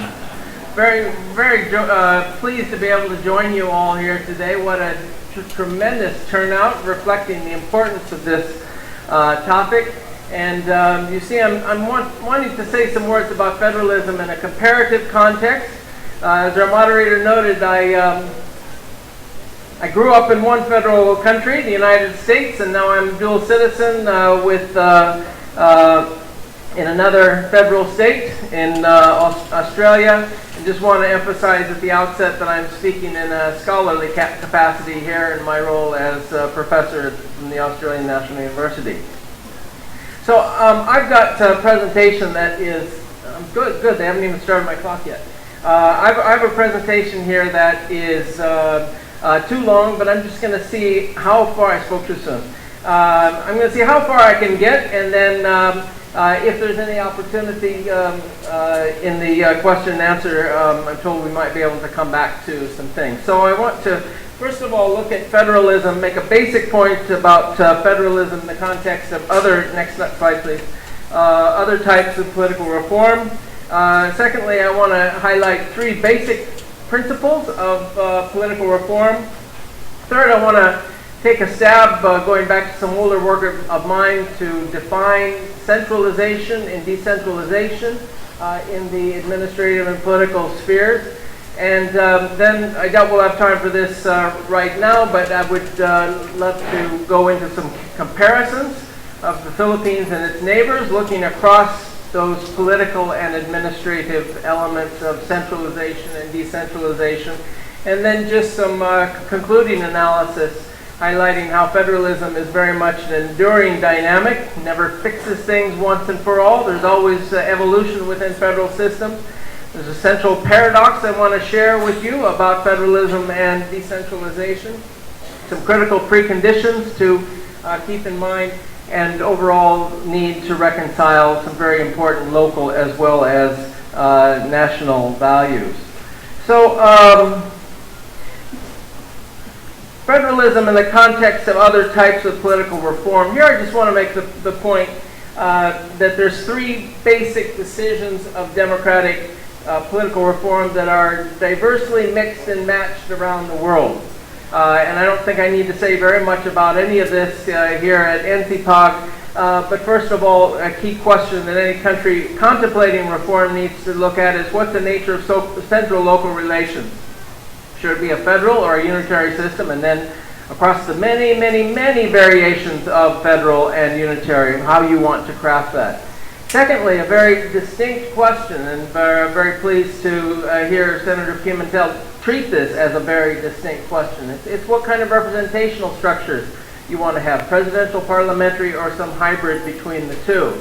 Third, let's not forget the importance of electoral system reform. Electoral system reform can be one of the most effective ways of curbing patronage and building stronger political parties in the Philippines, or anywhere in the world, I should say. I work especially on the Philippines. That's why Philippines comes to mind. And here the issue is you want to put in place the plurality system that's used right now for the bulk of the House of Representatives, single-member district plurality, a multi-member plurality system, which is used for, Nico Rabanilla tells me, 80% of posts in the Philippines, from the Philippine National Senate, through the Armed Regional Assembly, through the provincial councils, the city councils and municipal councils. A multi-member system that promotes a lot of intra-party competition that can be detrimental to party building. You want to look at proportional representation systems. You want to keep the current party list system, which is not at all proportional. It's very distinctive, to say the least. I'm being diplomatic here. Very distinctive system that you won't find quite anywhere else in the world, or some combination of all of the above. These are three distinct yet interrelated decisions. And I say interrelated because, as we heard from Senator Pimentel, if you're thinking about moving to a federal system, you may think about a new representational system. Federal systems commonly have an upper chamber that represents based on the federal states. If you're thinking about a parliamentary system in an environment in which there's very weak political parties, you really need to think about an electoral system that can build up stronger parties. So I'm just going to go through these quickly. This just give you a sense of mix and match. We've got federal presidential systems listed here. I have the electoral systems in parentheses. Federal presidential systems, Germany and Russia. Moving on to federal parliamentary systems, Australia, my current home, which has a very creative electoral system to go with its federal and parliamentary system. Canada and India, by contrast, with more standard first-past-the-post systems. Then unitary presidential systems. The Philippines, of course, with its range of electoral systems. Indonesia, which has proportional representation as well as the two-round system. for the presidency. So elections have to go into a second round to make sure that the president has at least 50% of the vote. Similarly in Chile, moving on to unitary semi-presidential system. Here we have France, again with a two-round system both for parliament and presidency, South Korea, Taiwan, and then the unitary parliamentary system. Japan, which has a creative mix of first past the post as well as proportional representation. And the United Kingdom, I'm speaking of the UK before the Scottish devolution, which of course has first past the post. Moving on to the next slide, please. That's just to highlight the range of decisions that can be made and to guard against those that I've heard early in this process say, by September we need to decide which kind of federal system we're going to have. Will we have a presidential federal system or a parliamentary federal system? That confuses the discussion a great deal because federal system has a range of options within it. It's a completely different decision to make as to whether you're going to go for a parliamentary, presidential, or semi-presidential system. So I want to move on in the second part here to some basic principles of political reform. Each the principles, I also have a corresponding question. So principle one, before embarking on any major political reform, it is essential to first understand, study and understand pre-existing conditions. There's no one-size-fits-all reform. Each country has its own distinctive historical configurations of power and authority, and these need to be examined very carefully before proceeding. So the questions are, what are the basic problems that are trying to be solved in any episode of political reform? Therefore, it should be a problem-driven process rather than a solution-driven process where you say, okay, got a great solution here, and then you work out the reasons why you should move to that solution. So first thing to look at is the nature of the problems and the pre-existing conditions. Secondly, as a scholar of political institutions, I want to highlight the importance of looking at underlying institutions. This so often gets left out of discussions of federalism. What is the underlying strength and capacity of the bureaucracy and also of political parties? If both are weak, whatever is constructed may end up being unstable. You may end up building a house on shifting sand. So the underlying question there is, what is the underlying capacity of the bureaucracy and political parties in helping to bring about a process of political reform? It's very difficult. I mean, we often hear in the Philippines, we have a lot of beautiful laws in the Philippines, but they never get implemented. Why don't they get implemented? Usually because of the weakness of the bureaucracy. Multiply that by about 100 or 1,000 if you're talking about a huge political reform, like a shift to a parliamentary system or a shift to a federal system, and that shows that if you want to implement a new system such as that, you need to make sure that you have the underlying capacity in the bureaucracy as well as political parties that are able to aggregate societal demands and present coherent policies in the public sphere. Third basic principle of political reform is to recognize and anticipate unintended consequences. The bigger the reform, the bigger are likely to be the risks of unintended consequences. And we can look at a number of episodes of political reform around the world. In question and answer, I'd be happy to give examples from nearby Thailand and Indonesia, where they set out to make one reform. They put in place actually a relatively small tweaking of the system in each place, but it ended up having consequences that were very different. Multiply that again by 100 or 1,000 if you're talking about a huge shift, such as a shift to a federal system. Now, the question then is, are there smaller, hopefully more predictable reform solutions that might resolve the problems that have been identified? If the answer is no, then go ahead and think about the big, huge reform, but just be aware of the risks of unintended consequences. The bigger the reform, the bigger the unintended consequences. Again, happy to develop that point further in question and answer. Part 3, defining centralization and decentralization in the administrative and political spheres.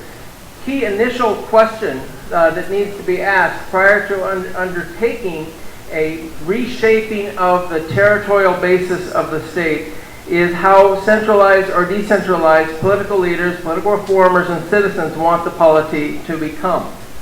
This is an open question, but one that needs to be considered from the outset. For conceptual purposes, it's useful to consider two extremes at either end of a continuum. And I quote here from a scholar, Yale political scientist that's been quite influential on me. Total decentralization, wrote James Fessler in 1968, would require the withering away of the state, whereas total centralization would imperil the state's capacity to perform its functions. So those are the two extremes, neither of which are attractive. So you want to find where you want to fit between those two ends.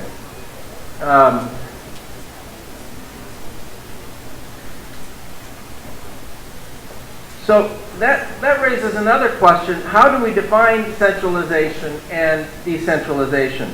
The short answer is that these are rough judgments without precise formulas. It's not easy to sort of say, oh, what's a centralized polity and what's a decentralized polity? It can be done along certain lines, but it's not an easy process. The long answer is that I've tried to attack this big question in a journal article that I wrote some 15 years ago. And then moving on, nobody wants a long answer. Let's move to a medium-sized answer. And that is to conceive of two continua, one for the administrative sphere and the other for the political sphere. Then specify key factors defining centralization and decentralization within each continuum. Third, we don't have time for this today, combine the two continua in a single 2x2 matrix, which I have done in this article, and then place countries within the matrix and analyze the complex interplay between the two spheres, and noting the changes over time and where countries are placed. James Fessler, who I quoted before, was a political scientist who was also a scholar of public administration. And he very much was disturbed by the fact that too often political scientists were out here thinking about a certain set of issues, and scholars of public administration were out here looking at a range of issues, and too rarely did the two come together. So that's why you have Temi Rivera from the Department of Political Science over here at your College of Public Administration together to bring some of these together. So let's start with the administrative continuum. Again, I'm summarizing a much more complex discussion, but two key factors is whether there's a strong agency, in most countries an interior ministry or a home affairs ministry that's able to control and or supervise the activities of regional and local units and officials, particularly in matters related to fiscal and coercive affairs. Let's put that in plain English, particularly in matters having to do with money and guns. It's very important to just examine the extent to which there is such a central agency able to do that. Secondly, has there been the devolution, not merely the deconcentration of authority to local levels? This leads us into a conceptual interlude. I don't need to say too much about this at the National College of Public Administration. But deconcentration is the intra-organizational transfer of particular functions and workloads from the central government to its regional or local offices. Here we can think in particularly of the 18 regions in the Philippines. These are national government agencies, but deconcentrated to 18 regional centers. Or we can think about offices of the Department of Agriculture at the provincial level. Or we can think about COMELEC and DILG offices that are all the way down to the city and the municipal levels. National government agencies that operate elsewhere. Devolution, by contrast, is a much more extensive transfer of decision-making authority to local bodies. And one further note, the corporate status of these local bodies is commonly constitutionally guaranteed in a federal system and legislatively guaranteed in a unitary system. So that's administrative centralization and decentralization. Moving on to political centralization and decentralization. Again, a more complex discussion, but let's just look three of the 10 factors that I have identified. First of all, are local executives appointed by the center or elected by popular vote? In the Philippines, of course we think that local officials are going to be elected by popular vote, but in many of the Philippines' neighbors, there are very few opportunities for the citizenry to elect local leaders. If you have centrally appointed officials, that is, of course, going to be grounds for a much greater degree of centralization. Secondly, are there strong bosses at local levels, combining economic and coercive power, following on Ron's discussion earlier about dynasties. And third, are there cohesive and well-disciplined national political parties that can curb localist tendencies? So these are just three of a number of factors that help us to place countries and particular countries at particular points of time across a continuum of politically centralized and decentralized, administratively centralized and decentralized. The next part of my talk is to compare the Philippines to its neighbors, but we don't have time for that now, so hopefully the moderator might give me a chance to come back. 5 minutes. Okay, so let's try to go through just some comparisons between the Philippines and its neighbors. First of all, in unitary Thailand, a very strong Ministry of the Interior going all the way back to the time of King Chulalongkorn when he was centralizing the realm, and that Interior Ministry continues to largely control administration in the provincial and sub-provincial level. There has been some devolution, and a lot of this can be traced back to the 1990s, but even at that time it was limited to the Tambon sub-district level, which is below the province and district. Governors and district officers in Thailand are appointed, not elected. And other officials are elected, but actually in the line of command of the Ministry of the Interior. Third, there are local bosses in the Philippines, but have much more restrictive, coercive capacity, more handguns in operation than some of the very large armories that some local politicians at some points in Philippine history have been able to bring under their control. And finally, weak parties, often regionally based, up until the era of Thaksin. Once Thaksin came in 2001, he built up a much stronger national political party. Of course, that was undermined by the coup in 2006, and the constitution that's just been approved, according to press reports, is all about weakening politicians and weakening political parties in Thailand. Moving on to unitary Indonesia, a Ministry of Home Affairs, very strong going back to the Dutch colonial era, that remains influential.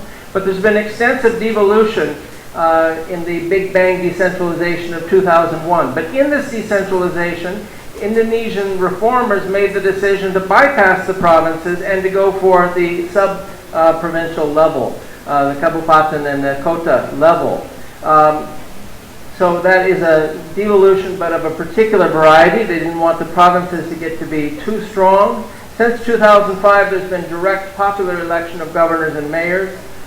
This was almost reversed not too long ago, but that remains in place. And there are local politicians, but comparatively few local bosses. Scholars of Indonesia who come this direction in the Philippines are always amazed at all the guns there are in urban areas, rural areas. And finally, political parties have a strenuous process of registration in Indonesia in which they need to show that they have a national basis of support. They have offices through a certain number of provinces. There's only one exception in the Aceh Peace Agreement that was made. Moving on to federal Malaysia, a very strong Ministry of Home Affairs, a highly centralized form of federalism. There have been no local government elections since 1964. If you're a voter in Malaysia, you go to the polls, you get 2 votes. How many do you get in the Philippines? Depending on whether it's midterm or otherwise, 30 to 35 different decisions that you need to make as a voter. Malaysian voters make 2 decisions, one on who they want to be their member of parliament at the national level and who they want as their member in the state assembly. There are local kingpins in different parts of Malaysia, but not the kind of local bosses with coercive authority. And there's been one dominant national political party since 1957. Sabah and Sarawak do have their state parties, but they tend to have alliances with the national. Finally, let's look at, if we can move on, unitary Philippines. The Department of Interior and local government only recently started to bring about policies to enforce performance criteria on the funds that were being given out to local government officials. This was the seal of good housekeeping under former Secretary Jesse Robredo, and that morphed into the seal of good local governance, and then the full disclosure policy. But the more I learned about the full disclosure policy, the FDP, the more I thought it should actually be the PDP, the partial disclosure policy, because if local officials decide not to comply with the DILG, sige lang, they can pretty much get away with it with just posting a few things here and there. Alex, please correct me if I'm wrong there. Okay, moving on. There, of course, is not yet. There has been in the Philippines major devolution in the 1991 Local Government Code, which Senator Pimentel some years ago pointed out brought a radical transformation of the political administrative system in the Philippines. There are, of course, very extensive opportunities to vote for local executives in the Philippines as well as local legislatures. I said before that governors in Thailand are still not elected by the people. The Philippines has had direct elections of provincial governors since 1902, with some points in time, such as under the Marcos regime, where that was not possible. But overall, in the democratic Philippines, there's a long-standing tradition of bossism in many, but certainly not all localities. But we have instances of huge armories that have been developed, often in close collaboration with so-called Imperial Manila. So rather than sort of a dichotomy of power between the national and local, there's some very important alliances that take place between national and local. And Philippines is blessed by having parties that tend to be national in scope. That's in the literature thought to be a good thing in terms of development outcomes. But at the same time, its parties are known to be quite weak, with lots of turncoatism. I don't need to tell this audience anything about that. Some of the strongest political organizations are found at the city and provincial level, whether we're talking about Team Naga in Naga City or Hugpong in Davao. So that's my comparisons. Just one more slide if I can. Federalism in ASEAN. The only federal system in ASEAN is Malaysia, but it's also among the most centralized. States there often complain of being shortchanged by KL. If you go to Terengganu on the peninsula, they say, we produce so much oil, but we don't get the money back from KL. Gives you a sense that federalism doesn't automatically fix fiscal transfers. There's always contention that can take place. Western Australia will say the same. We're responsible for such a large percentage of exports from Australia. And how come we don't have more influence? There's a secessionist movement in Western Australia. People aren't happy. And nothing gets fixed in any permanent sense, in any arrangement, central, local.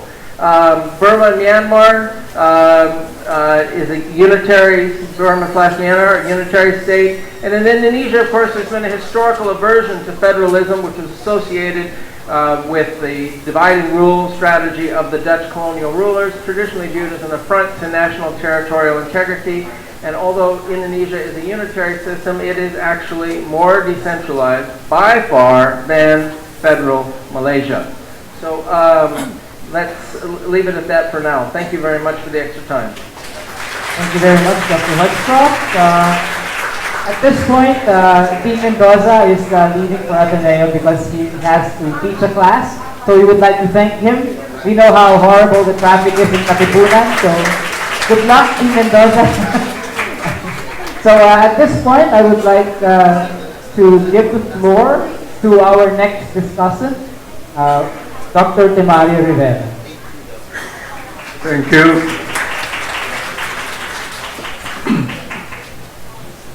Senator Nene Pimentel, Dean Mendoza, my fellow panelists, distinguished colleagues in the faculty, guests, and fellow students.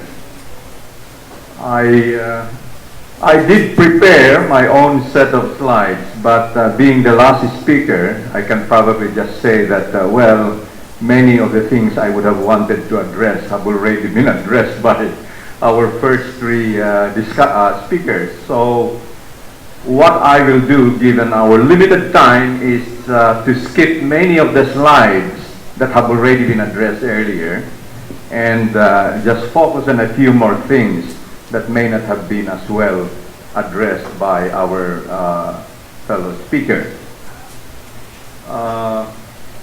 Does this work? Yeah, this is just a map of of some of the existing federal systems today. There are about 23 or 24, and I think the latest is Nepal, no?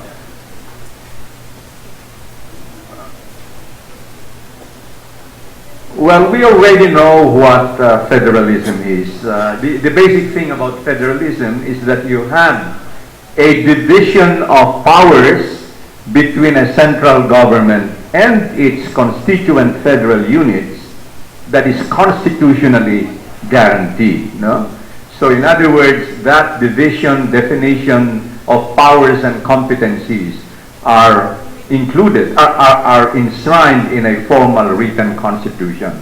It's not just a law passed by Congress, in other words, no? Well, the other overall principle that we find in any federal system would be the combined principle of self-rule and shared rule. In short, what that means is that given this division of powers, there are powers exclusively enjoyed by one of the constituent governments. Let's say the central government normally would monopolize the exercise of foreign relations, of course, national defense, the printing of money, and the like, interstate commerce. In the same manner that the constituent states would also be assigned a set of powers and their own competencies. In reality, however, in fact, the challenge of any federal system today is to clearly define those so-called shared powers, because many of the functions and problems can no longer be exclusively addressed by either the central government or the local government. For instance, in our case, you speak of, we're speaking of an archipelago to begin with. You can imagine the challenges of defining the kinds of shared competencies that need to be developed, no? Interstate commerce, interstate transportation, just to dealing with disaster management. All of this will require very sophisticated forms of shared rule between the central and the local states, no? As we already know, there is no single model of federalism. In fact, what we are faced with is a bewildering variety, no, of all kinds of institutions. Kaya, this is also one difficulty in one sense. We cannot just say, uy, maganda itong modelo na to. Why don't we just adapt it? No, it does not work that way. And in fact, in designing any in engaging in any institutional design, particularly one that would require a major radical shift, such as a shift to federalism, the devil, as we would say, will always be in the details. Hanggat hindi tayo nagdidiskusyon ng details, hindi natin talaga makikita kung ano yung nararapat para sa atin. Assuming that we are now committed to a full shift to federalism, of course. No? Now, very quickly, if we examine the historical drivers of federalism in the other federal systems in the world today, two factors stand out. First, you had pre-existing constituent states coming together to form a stronger union, typically in order to respond more effectively to an external threat, a military threat, for instance. The classic case, of course, being the United States, the original 13 states coming together to form first a confederacy and later a federal system, initially to fight the British, and then later in the context of the Civil War. No? Secondly, yung federal system all over the world was also driven by very deep-seated cultural, ethnic, linguistic, religious differences, especially when these divisions assume a separatist character. No? So federalism historically has been adopted as a response to this challenge. And not surprisingly nga, kung titignan natin yung 6 long-standing democracies in the world, yung mga nakalista dito, not surprisingly, all of them are characterized by very deep-seated ethnic, linguistic, cultural differences. No? Very quickly, in the case of the Philippines, kung titignan natin, if we compare the historical drivers in other federal systems, apparently, the first does not figure strongly. No? It is the second that deserves closer attention. Again, primarily because of the long unresolved issues in Mindanao in particular, in the provinces dominated by our Muslim brothers and sisters. It's also interesting to note that if we speak of pre-existing constituent states that may form the core group, or what we call in political science as the first level constituency for federal systems, it's really only the Muslim Sultanate in Sulu and the Muslim Sultanate in Maguindanao that comes close to a pre-existing state. No? Now, that would have some very important implications. One practical implication of that is, well, why don't we explore first a shift to a federal system in these regions where the drivers, the movement for federalism has been strongest to begin with, and see how it works there. No?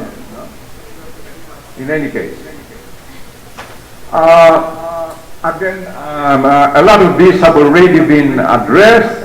What I would like to focus on here would be siguro yung the need for integrated political parties, because we may come up with a very sophisticated, very well-defined constitutional framework for a shift to a federal system, but many of the challenges in any large-scale institutional change cannot be adequately addressed simply by a new constitution. No? Because there are many factors and drivers of change that are not strictly addressed simply by a constitutional rewriting. Political parties, for instance, there is no mention of political parties in our Constitution. How do we develop strong political parties? Why are strong political parties needed, in particular in a federal system? Precisely because ang isang malaking danger in a federal system, you may end up disintegrating, no? A coherent state, and one of the possible glues that can keep together a federal system would be the existence and activities of nationally integrated, well-institutionalized parties. We don't have that. Secondly, yung problem ng political families, unfortunately, our colleague Ron has already left. They're doing very important research there. my own personal research and my own NGO's research have also continuously addressed these problems of political families. Again, that is a political reality that we have to look into. Ang hindi gaanong nasagot ni Ron, which is probably asking too much at this stage, given this reality of political families, how will a federal structure impact on it? Will it further strengthen it, or will it in fact weaken it? No? That calls for very serious research and study. No?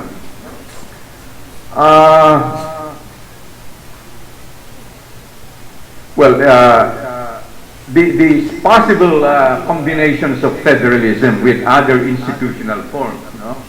I think our colleague Paul has already addressed this, so i-skip ko na rin ito. Pero as you can see, napakadaming institutional combinations. You can have federalism and presidentialism, which is the preference of Senator Nene.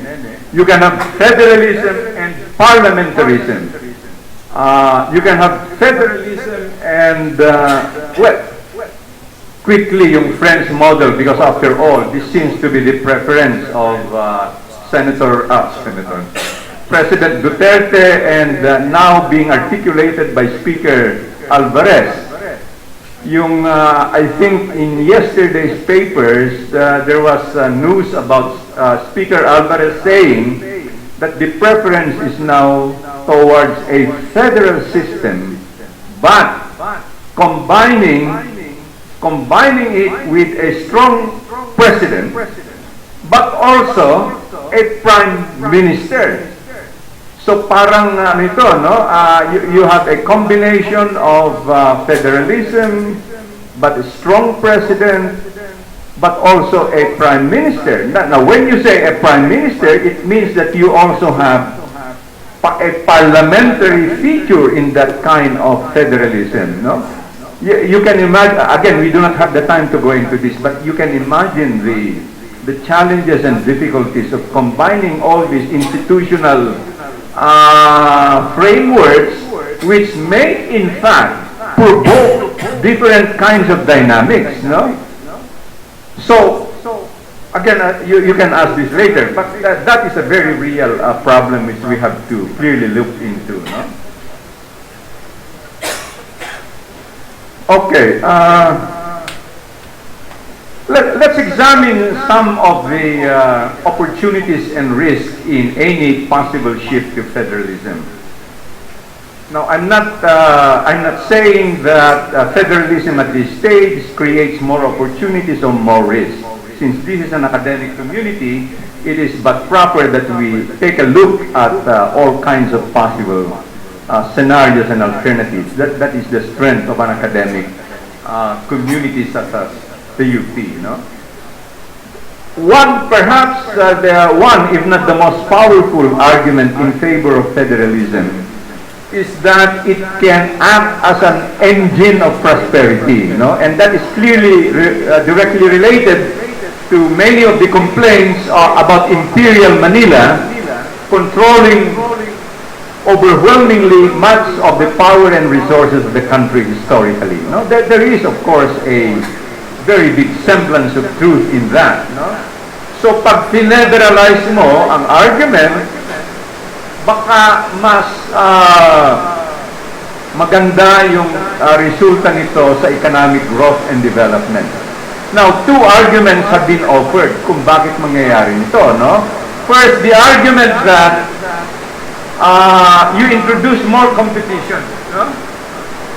The scenario is that in a federal system, you provide more opportunities for innovation, for innovations in not only in politics but even in economic productive resources. More opportunities for social and economic experimentation without risk to the rest of the country. And then nandun yung argument na, well, in that context, political officials will be compelled, will be pressured more to act more efficiently and more responsibly because they might lose out in the competition. That is one argument. No? However, there are also risks to this, no? Because one possible risk is the regions or the states that may initially have better material and human resource capabilities, no, might in fact exacerbate existing disparities. Now, how can that be addressed? Well, it can also be addressed in a federal system through, let's say, a system of federal grants and federal subsidies. But again, that presupposes that you have an economic system that is fairly efficient and affluent to be able to afford that. That is easier said than done, no?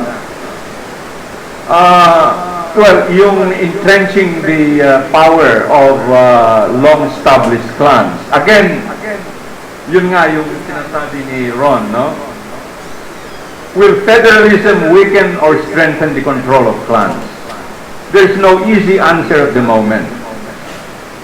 If you're taking a look at the more optimistic side, perhaps because the electoral competition will no longer simply be on the basis of provinces, but at the level of the region, no, it may encourage a different kind of dynamics, some kind of coalition building perhaps among different political families, and you may end up with a new kind of political party.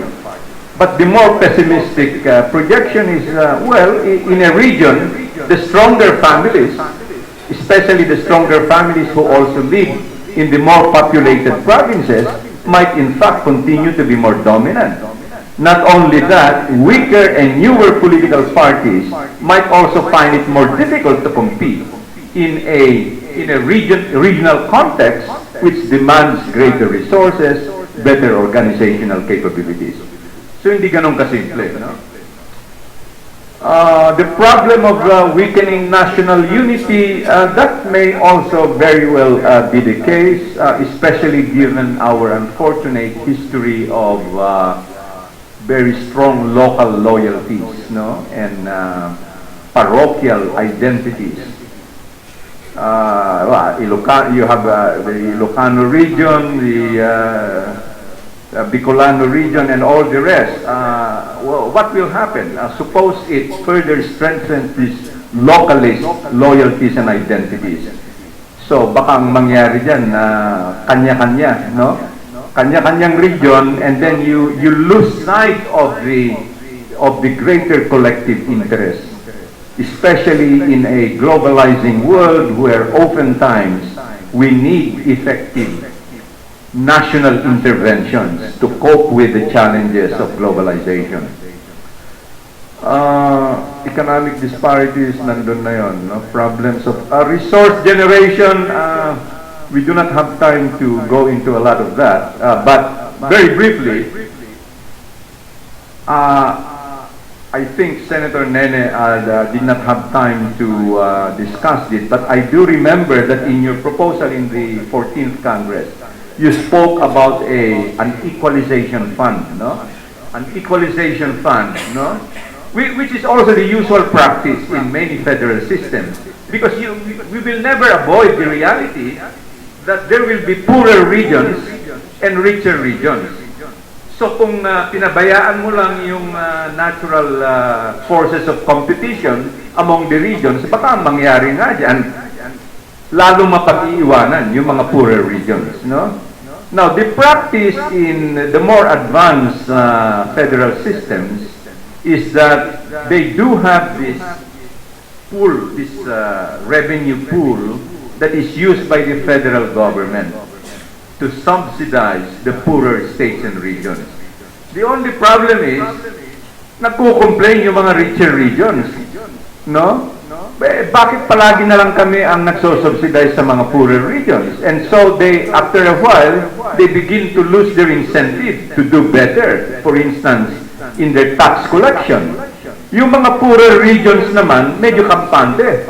Kasi kahit hindi sila kumikilos, they're also assured somehow of at least yung basic subsidy.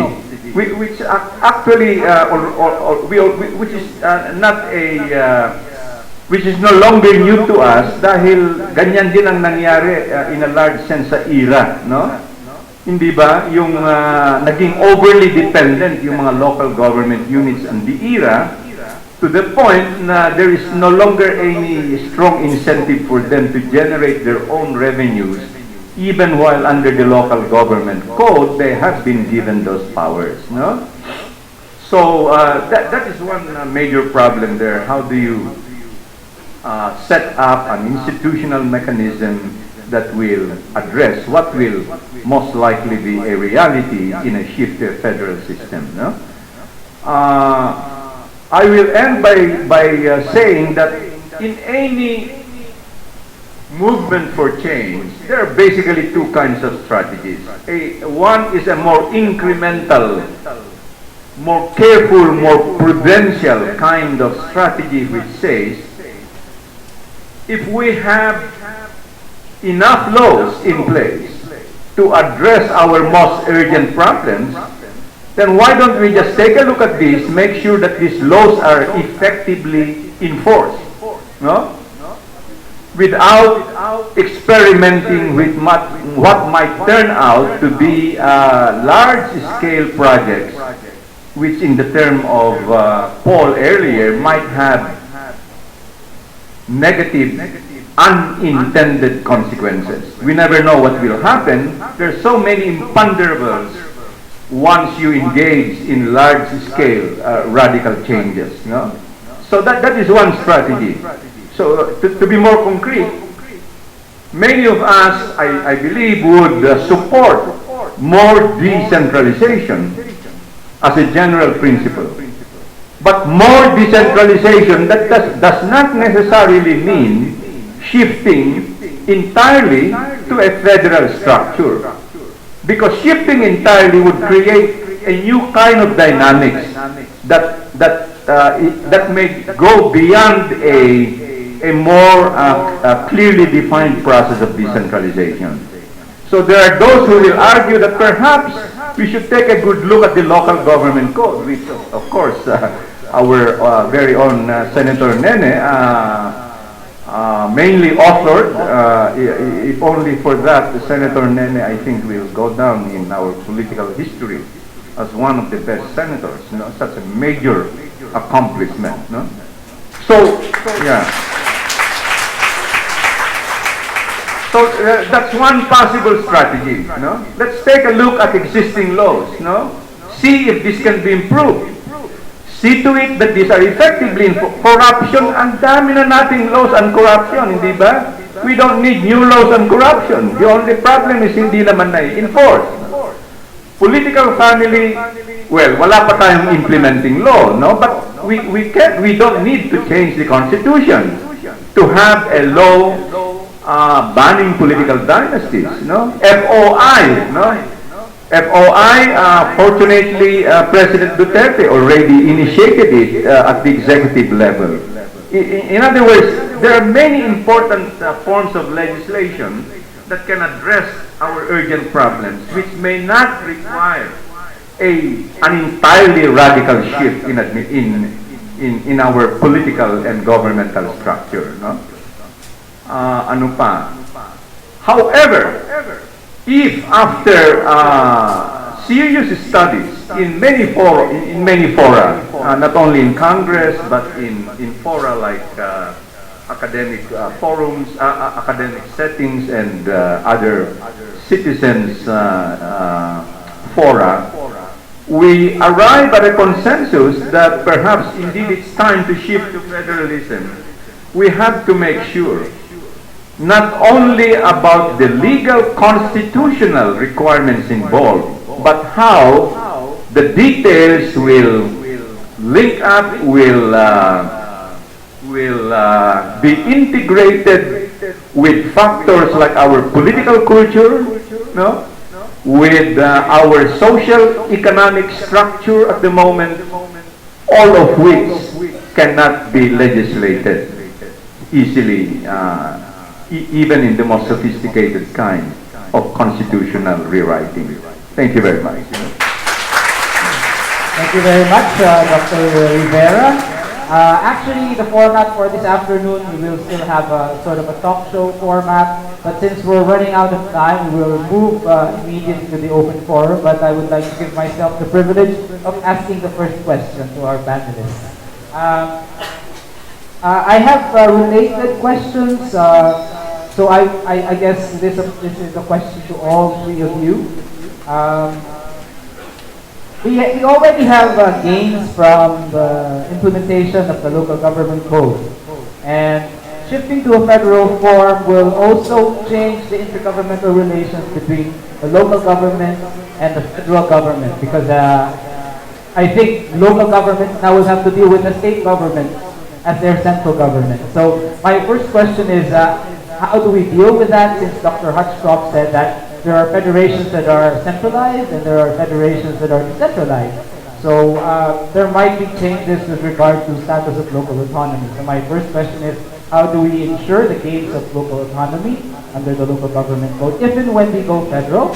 And the next question is, jumping off from what Dr. Rivera said, what would be the best process for shifting to federalism? Do we do an abrupt change, like say do a constitutional change and then make the reforms, the subsequent reforms after that, or do we do the incremental process?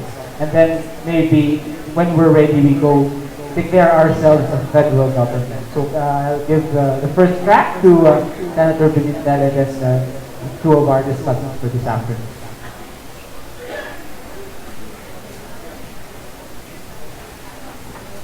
The problem is I did not hear question. Sige sir, ito mas malakas yung mic.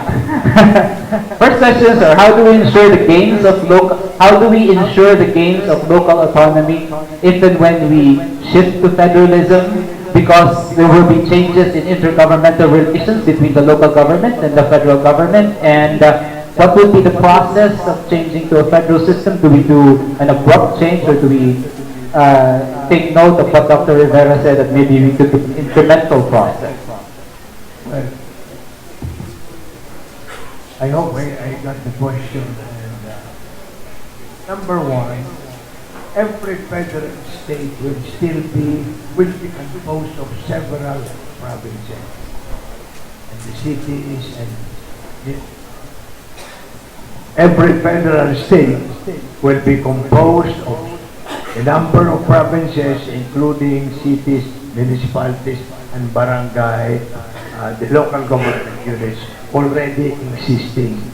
There is no intention that upon adoption of the federal system, we will change the structures of the local government units in our present setup, except for the fact that the local governments composing the federal state as such will now have the power to invite, for example, investors to go into their area, provide them with incentives, including tax rebates, without need of asking permission from the central government. And I think that's a huge leap already, freeing the federal states from the control of the national government, even in terms of their own development. And therefore, among other things, it will also, in all likelihood, decongest Manila, because now the federal states will be able to provide work, and the people need not flock to Manila looking for illusory jobs that do not really exist, only contributing to the horrendous traffic problem that we now have in this country, or in this particular metropolis. Now, there will be also a transition period.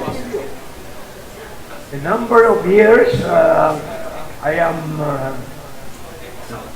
not suggesting any particular period, but in the 6-year term of President Duterte, for example, the first maybe up to a maximum of 3 years of his term, that would involve already the act of revising the Constitution and getting it implemented within the rest of his term as a transition period.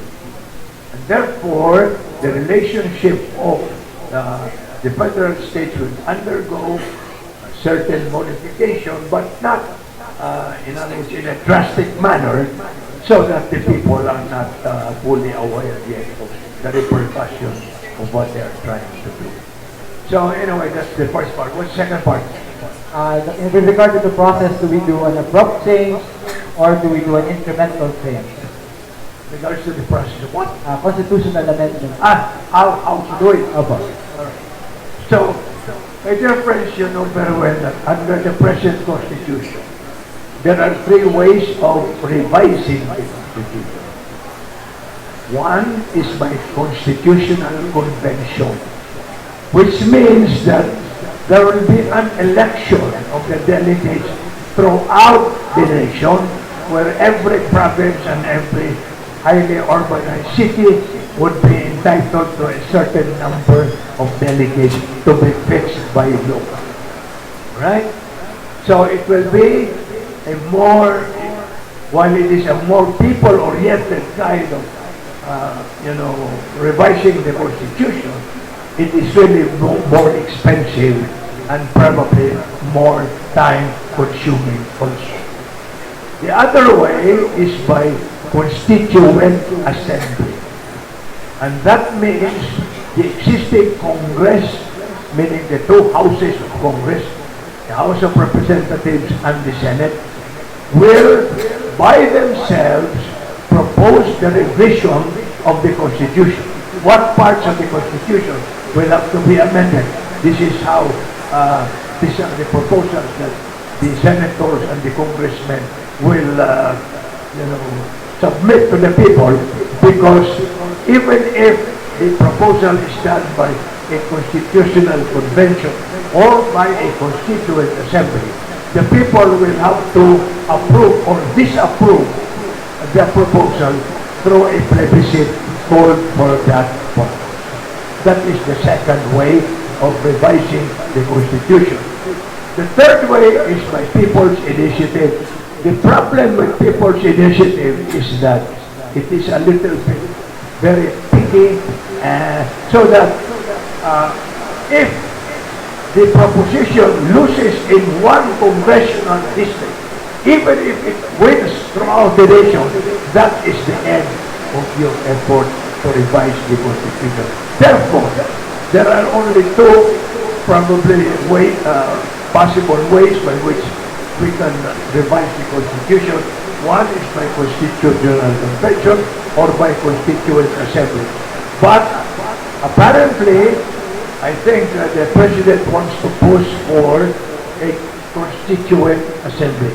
What is important for the Senate and the House to do, if they decide to adopt that method of revising the Constitution, is that they should conduct public hearings in strategic places throughout the nation, so that the sentiments of the people will be aired and considered by them, and not only their preconceived ideas of what to revise in the Constitution would happen.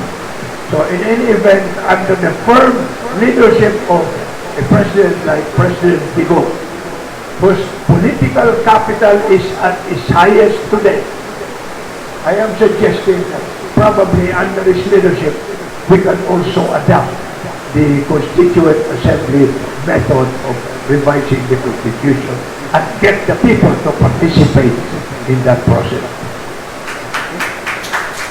Can I ask Dr. Hotchcroft and Dr. Rivera? Thank you very much for that, those 2 very important questions.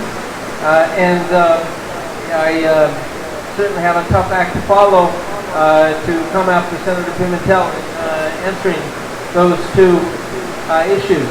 The intergovernmental relations question, I think one key point to keep in mind with federal is just the range of intergovernmental arrangements that can be within the rubric of federalism. At one extreme, I don't think anyone, I've got some preposterous ideas, I don't think anyone is proposing this. Malaysia in Philippines could go with a highly centralized system and get rid of all election of local government officials and still call it federalism. That's a sort of centralization via federalism. You can also think about a process that we don't really have a good word for in English, but we can think of it as mid-levelization. And that's where you bring authority down to a middle level of government, such as the states that are being proposed. And then the question is whether, if you're creating a new level of government at the state level, do you maintain all of the local government units? Senator Pimentel has just urged that all of them be retained, but I've heard some proposals that maybe if there is a creation of a new regional state government, why not abolish the provinces? I'm not saying that. I'm just saying I've heard people put that forward. So that's a kind of mid-levelization we might call it. The other is to think about strengthening the provincial level and creating 81 different states, just having a stronger base of authority at the provincial level relative to the levels down below. So in other words, the sky's the limit. There's just a range of things that can be done in terms of intergovernmental relations, and that's where it's interesting to look at comparative experiences. Secondly, the kind of how question that you have raised of the process of maybe going incremental or towards reforms within the local government code or towards something more ambitious, moving towards the system of federalism. And here I said at the outset that I'd like to introduce an important paradox, both of decentralization and federalism, and that is, to quote again James Fessler, one of the most curious aspects of decentralization is the responsibility that a national government must assume to assure the realization that decentralization, or federalism, as doctrinally advocated, is supposed to serve. So the paradox is that decentralization or federalism actually requires a very strong and capable central state, able to enforce the rules by which authority is being devolved to the subnational level.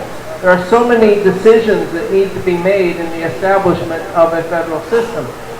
Senator Pimentel has highlighted his plans for keeping, as I understand, the Commission on Audit at the national level, keeping Civil Service Commission at the national level, keeping Commission on Elections at the national level. But there's still delineation of boundaries that even could be contentious after the establishment of the federal system. Determining which levels of government responsibilities are at the federal versus state level. The means by which national and local officials are selected, fiscal issues, judicial system, auditing of fiscal practices, anti-corruption measures. There's just all sorts of things that need to be done, including, as Professor Rivera was highlighting, the issue of perhaps maintaining certain levels of health, welfare, etc. through equalization grants. And even after a federal system has been developed, these can be the source of continued, ongoing contention, ongoing disputes. And speaking with my U.S. citizen hat, it's a very good thing that these do remain issues of contention, because for a long time, states' rights in the U.S., the rights of states to do whatever they wanted, was a cloak for very anti-democratic process.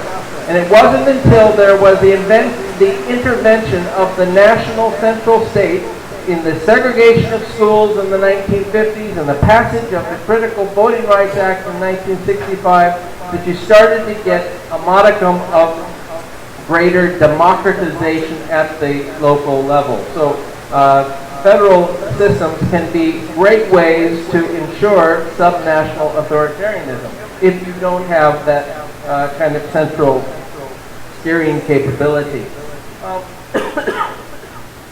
So you have to have strong central authority. And my final point, just the importance of having effective state bureaucracies.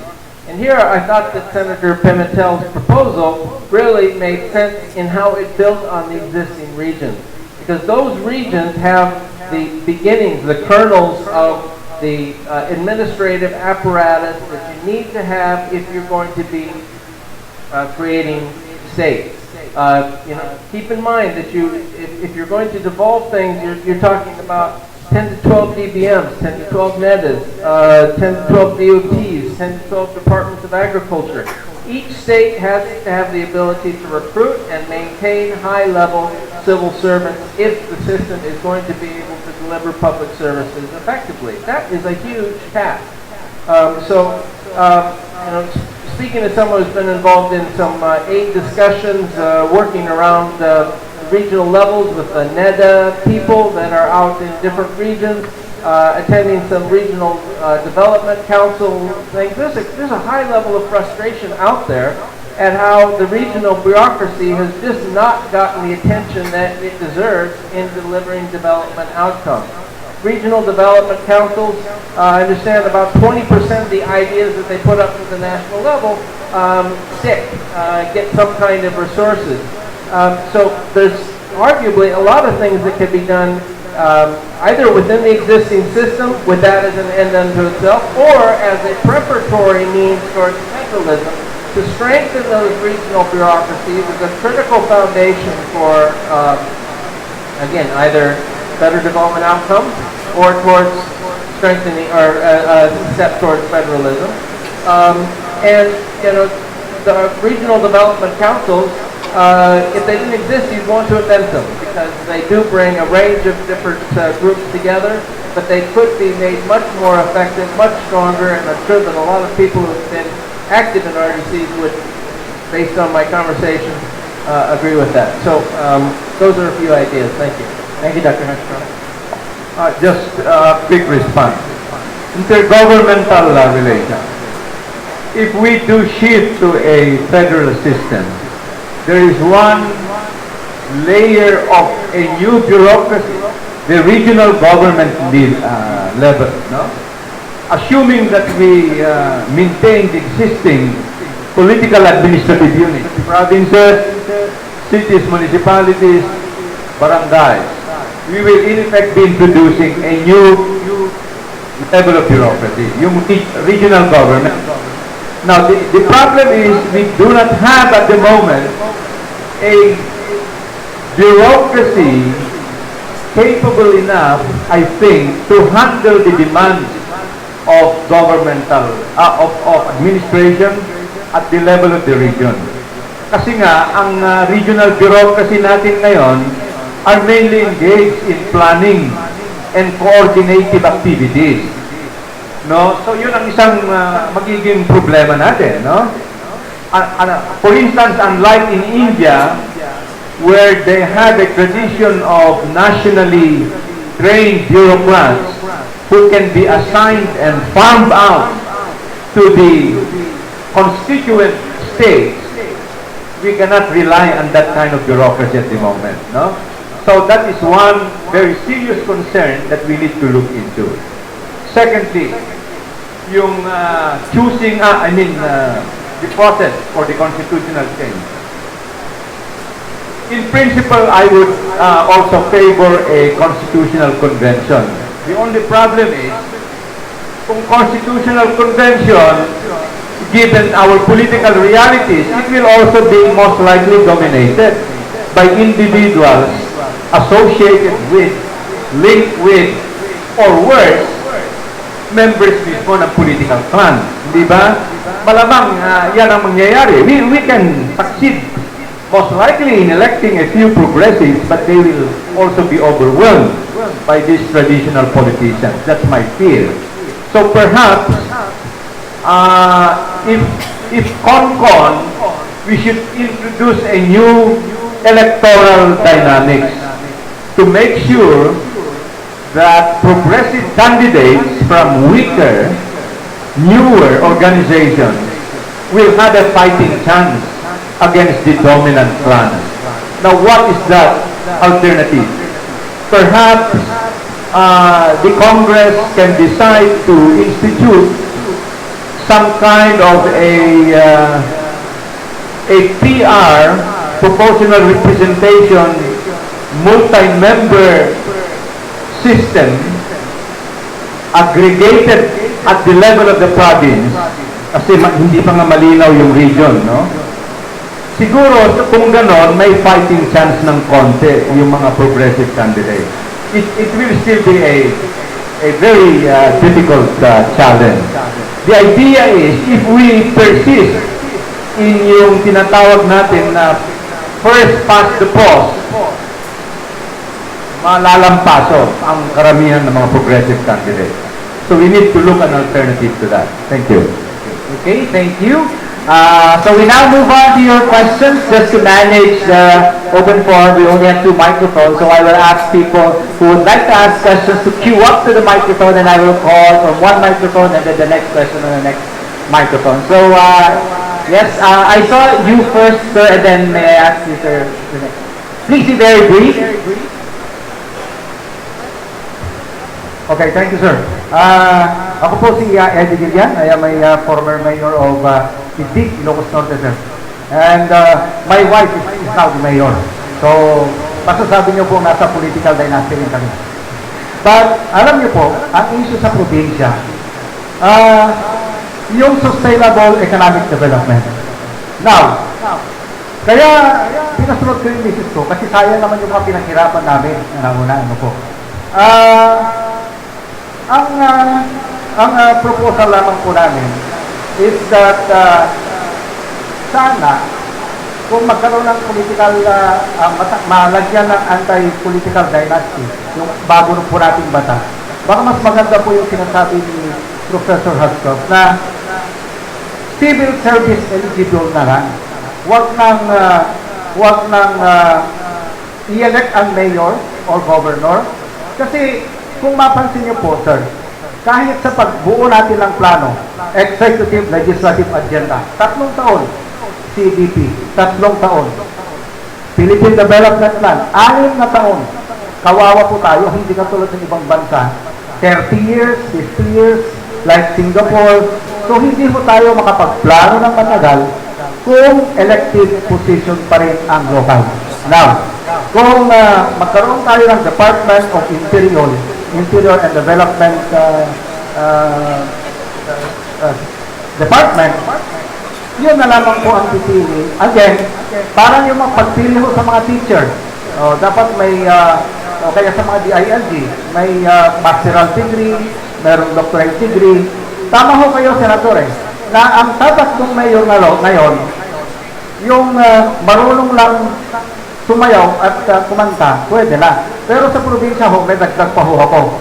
Dahil ang politics is all about public perception, dapat magaling ka rin manira ng kalaban mo. Kaya ho tayo nagkakaroon ng gulo sa mga probinsya. Now, kung babaguhin ko natin, I hope ganun po ang mangyari. Ngayon, kung ilalagay niyo pa rin ho ang mayor doon sa elected position, at least man lang yung vice-mayor, hindi na siya yung papalit sa mayor. Dahil napakasipag magsimba yung mga vice-mayor, lagi nagtitirik ng kandila. Yung mga mayor, nag-aalala, kaya ho nagkakaroon din ng away. Parang sa Amerika, yung yata mga provincial administrative officer ang magsasaksib sa mayor. Kaya ho, hindi ho masyado nagkakaroon ng away-away sa mga local. So, yun lamang po, sir. Thank you. Any of you would like to respond to that? It's actually common. So, sir, can you ask your question to while we were still fishing for the answer?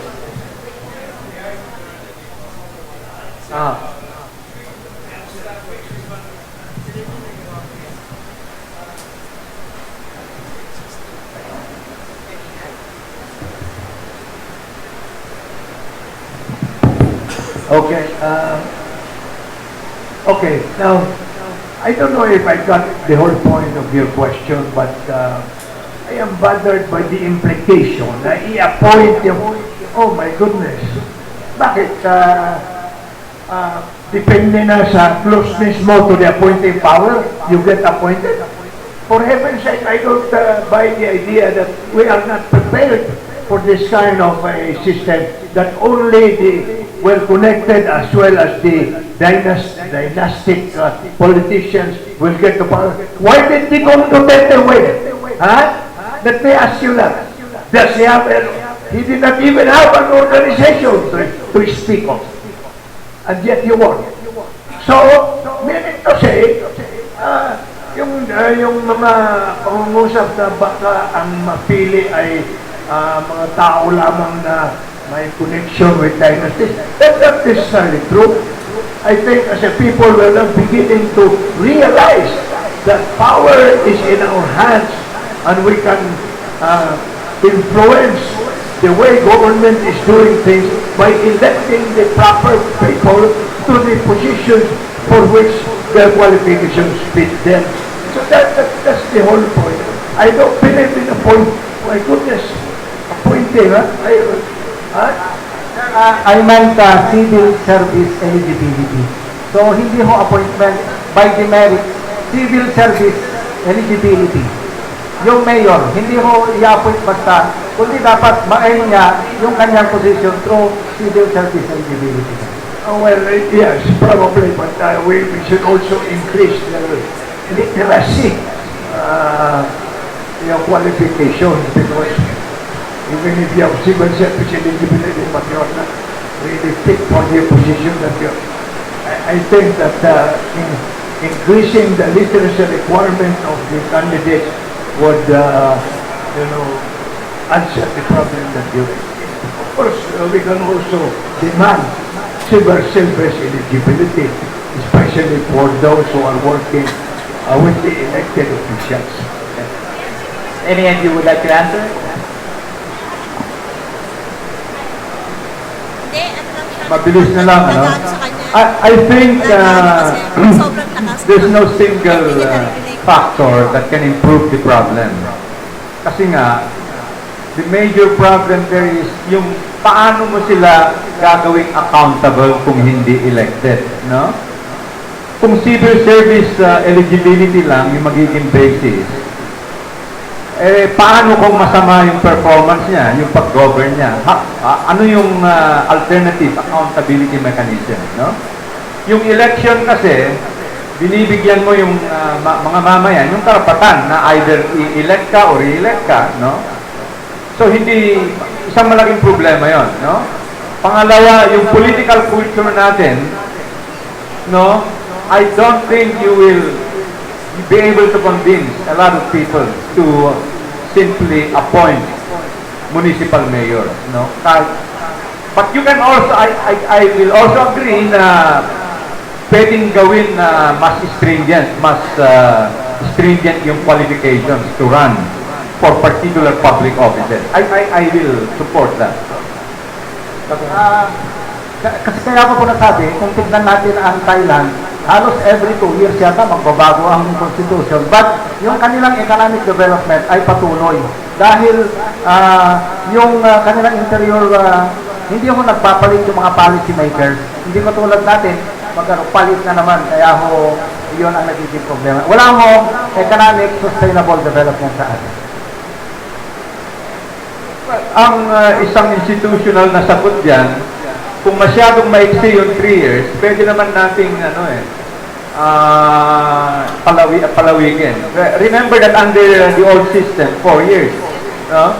In fact, we are now beginning to realize na baka nga yung 3 years for local officials might be too short.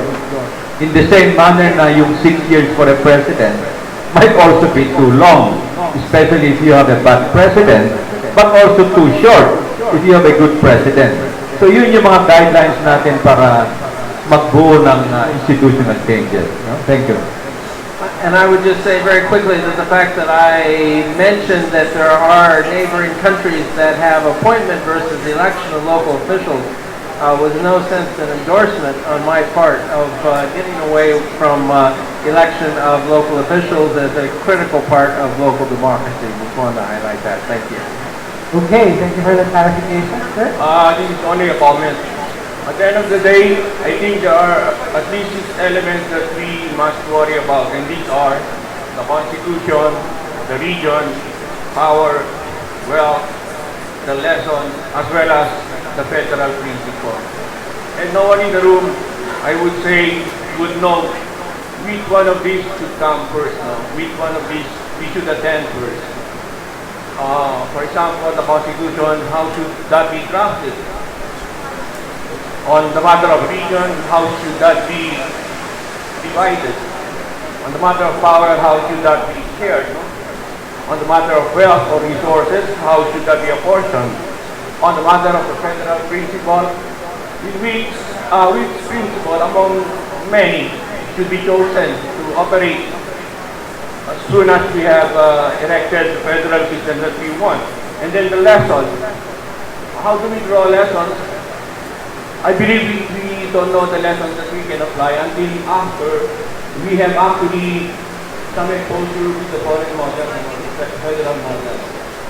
And at this point, I do believe that we will have to do a lot of study first before we can even approximate which of these elements really have to be taken attention first. No?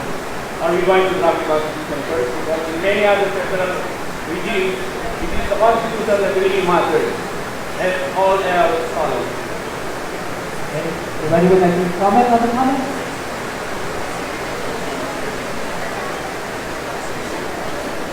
I guess just any time that there's decisions to be made about the degree of decentralization or moving to federalism, make a basic point that any polity, any democratic community is always going to have conflicting and complementary roles of both national values and local values. The local values that gives communities the right to set their own priorities, their own participation in local affairs, efficiency gains that come from having local decision making. But yet at the same time there are national values that need to be taken into consideration as well. Some level of central steering so that you are acting as a national unit,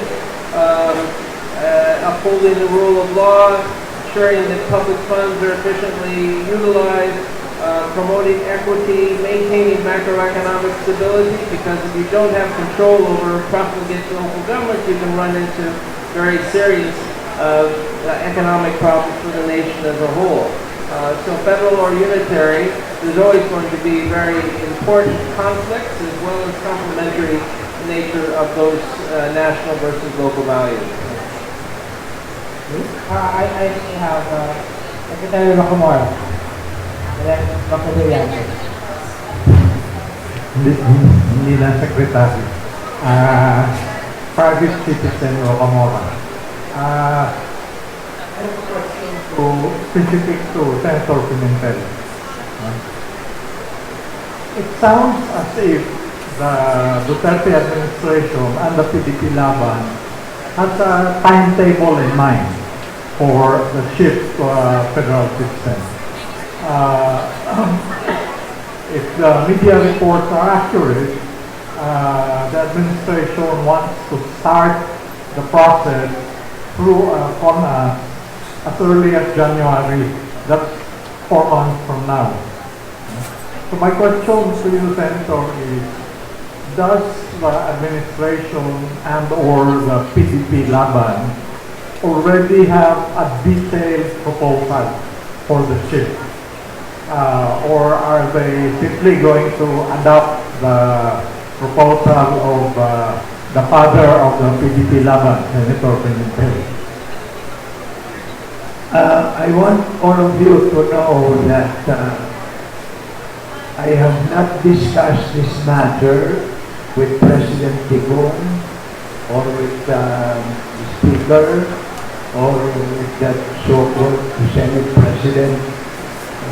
whose whereabouts I'm still trying to locate. But the thing is that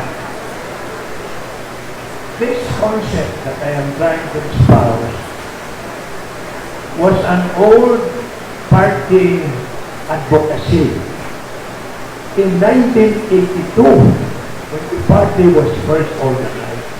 But that said, I do not wish to continue tagging this proposal as a partisan advocacy. I would rather that we look at it from a perspective of what is good for the people, and not because a certain party is advocating it. But of course, the truth of the matter also is that the espousal of the platform of federalism by President Digong during the campaign, and now that he is president, putting it as a priority, you might say, in his administration, really makes it one of the hottest issues of the day. And therefore, I am thankful that NCPAG has conducting this forum, because it will help to disseminate the information to the people and to look at the proposal from a more academic and probably realistic perspective than just from a partisan approach. And that is why incidentally, I want all of you to know that I am up to my neck siguro in demands for Federalism forum. And I reciprocate, I accept invitations left and right, because before the people should act on such a vital and very critical issue like adopting the federal system, they should know what it is all about, the ins and the outs of it. And that is why I'm saying that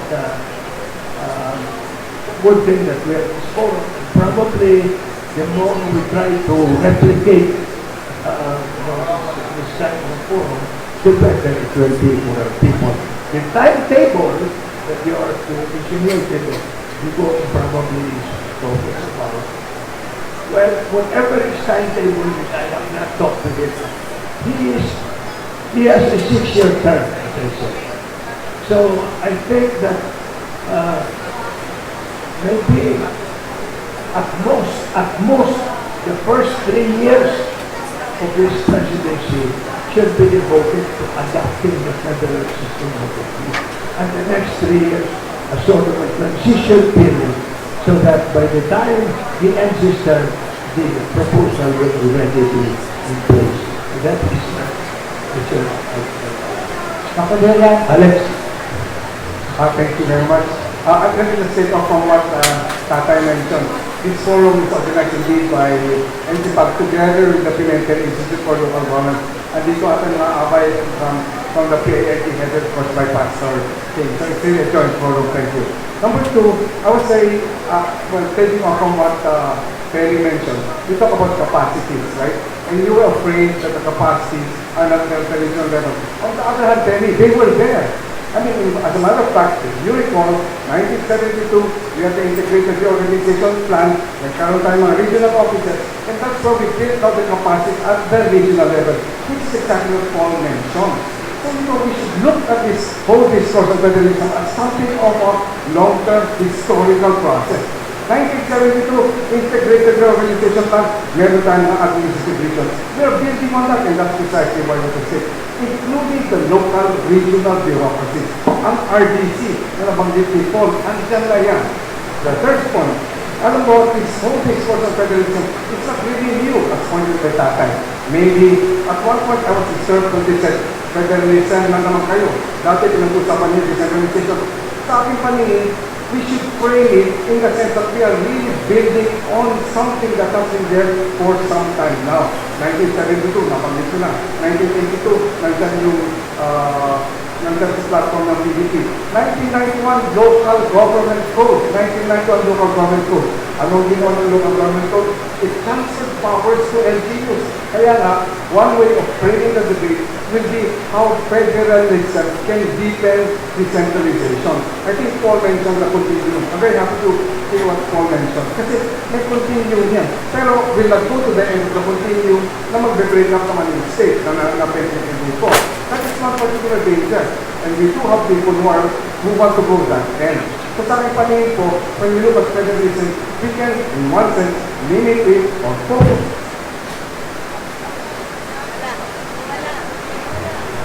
Maybe I'm talking too much but I'll shut up now. We could just limit it or begin with saying that it can deepen decentralization, more than decentralization, but devolution. We have talked about nexus. At next serving na po tayo. Cordillera, not as much, as well as yung arm. Let's go that way. Pwede po.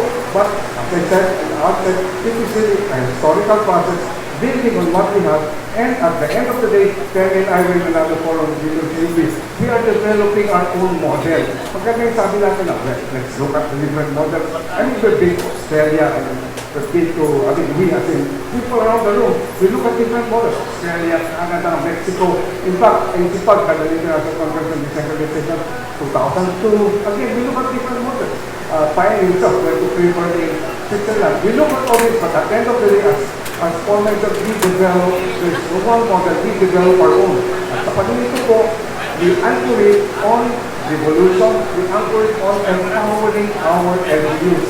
And to a certain extent, that's fine.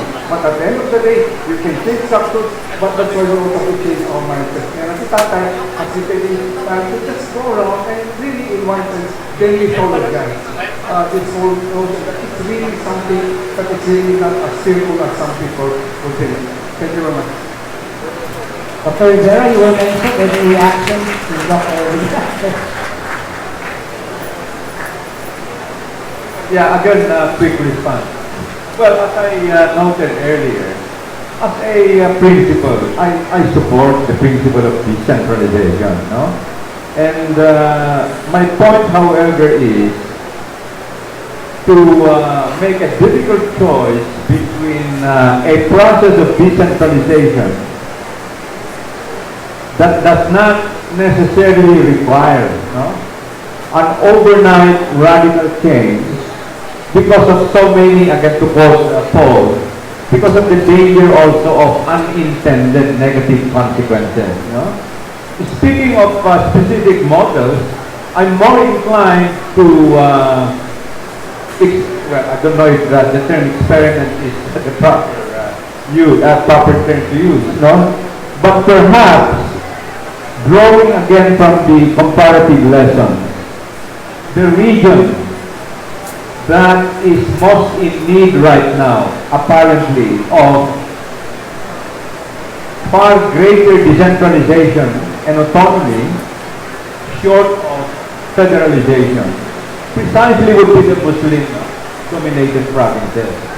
And so my point is, one possible immediate response is to have a form of what we term asymmetric federalism taking place in two regions, or one region.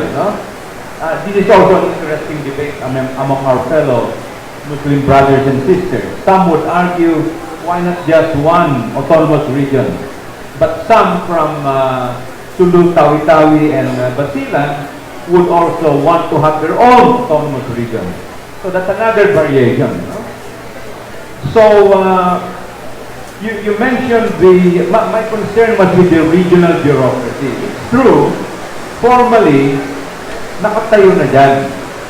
And yet, I think where we differ is in the evaluation of their current capability and capacity. I tend to have a more pessimistic evaluation of their capacity. At the moment anyway. Thank you. Okay, I see two hands over this side, you sir and then you. So you're the third sir, not him first. While Ray is keeping us within the premises. Good afternoon. My name is Long String. I'm a human rights lawyer from Vietnam. And I also consider federalism as an option for my country in the future. And my question is, if we look at the model of federalism in the United States, we can see that they don't have the national police, only on the local government, right? And one of the reasons is to avoid being a police state. Is there a need in the Philippines to follow the US model at this point?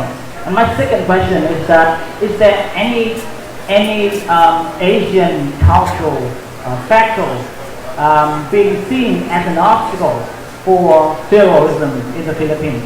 Thank you. Yes.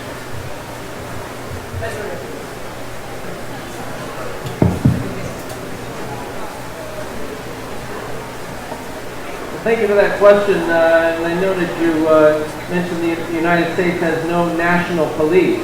And there is indeed a very strong antipathy in American political culture to the idea of a national police.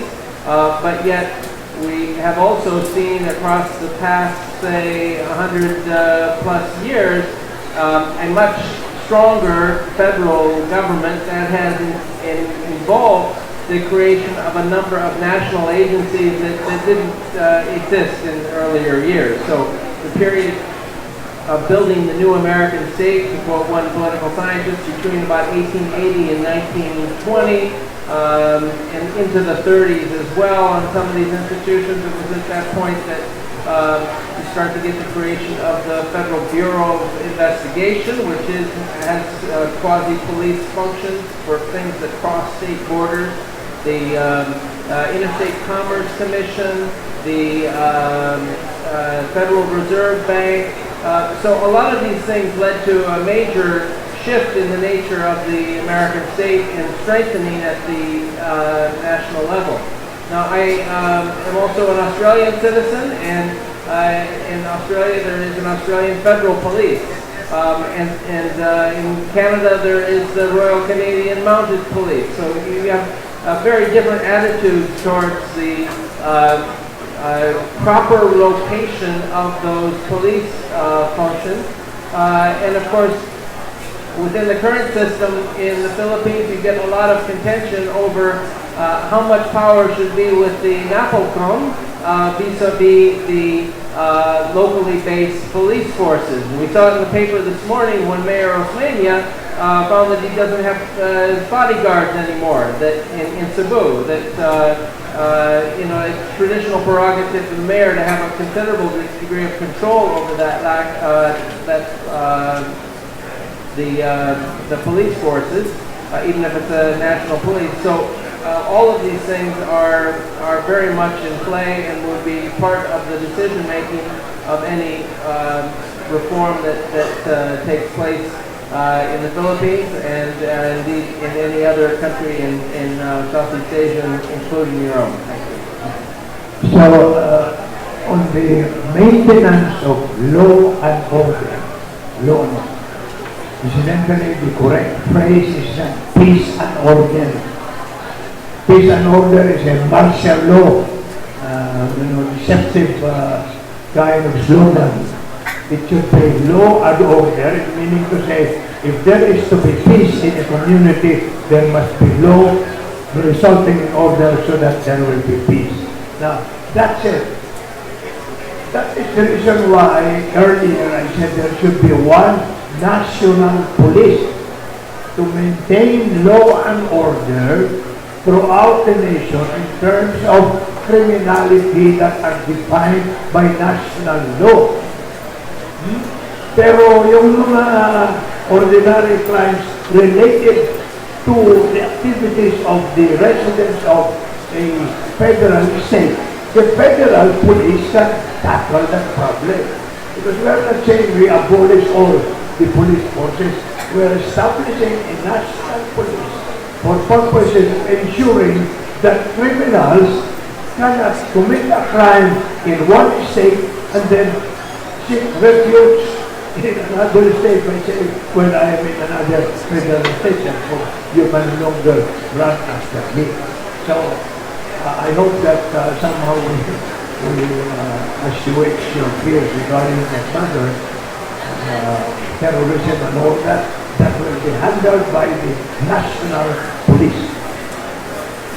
I think there's a second question. Is there an Asian value that may hinder a shift to federalism? Is there a Filipino value or an Asian value that might hinder a shift to federalism?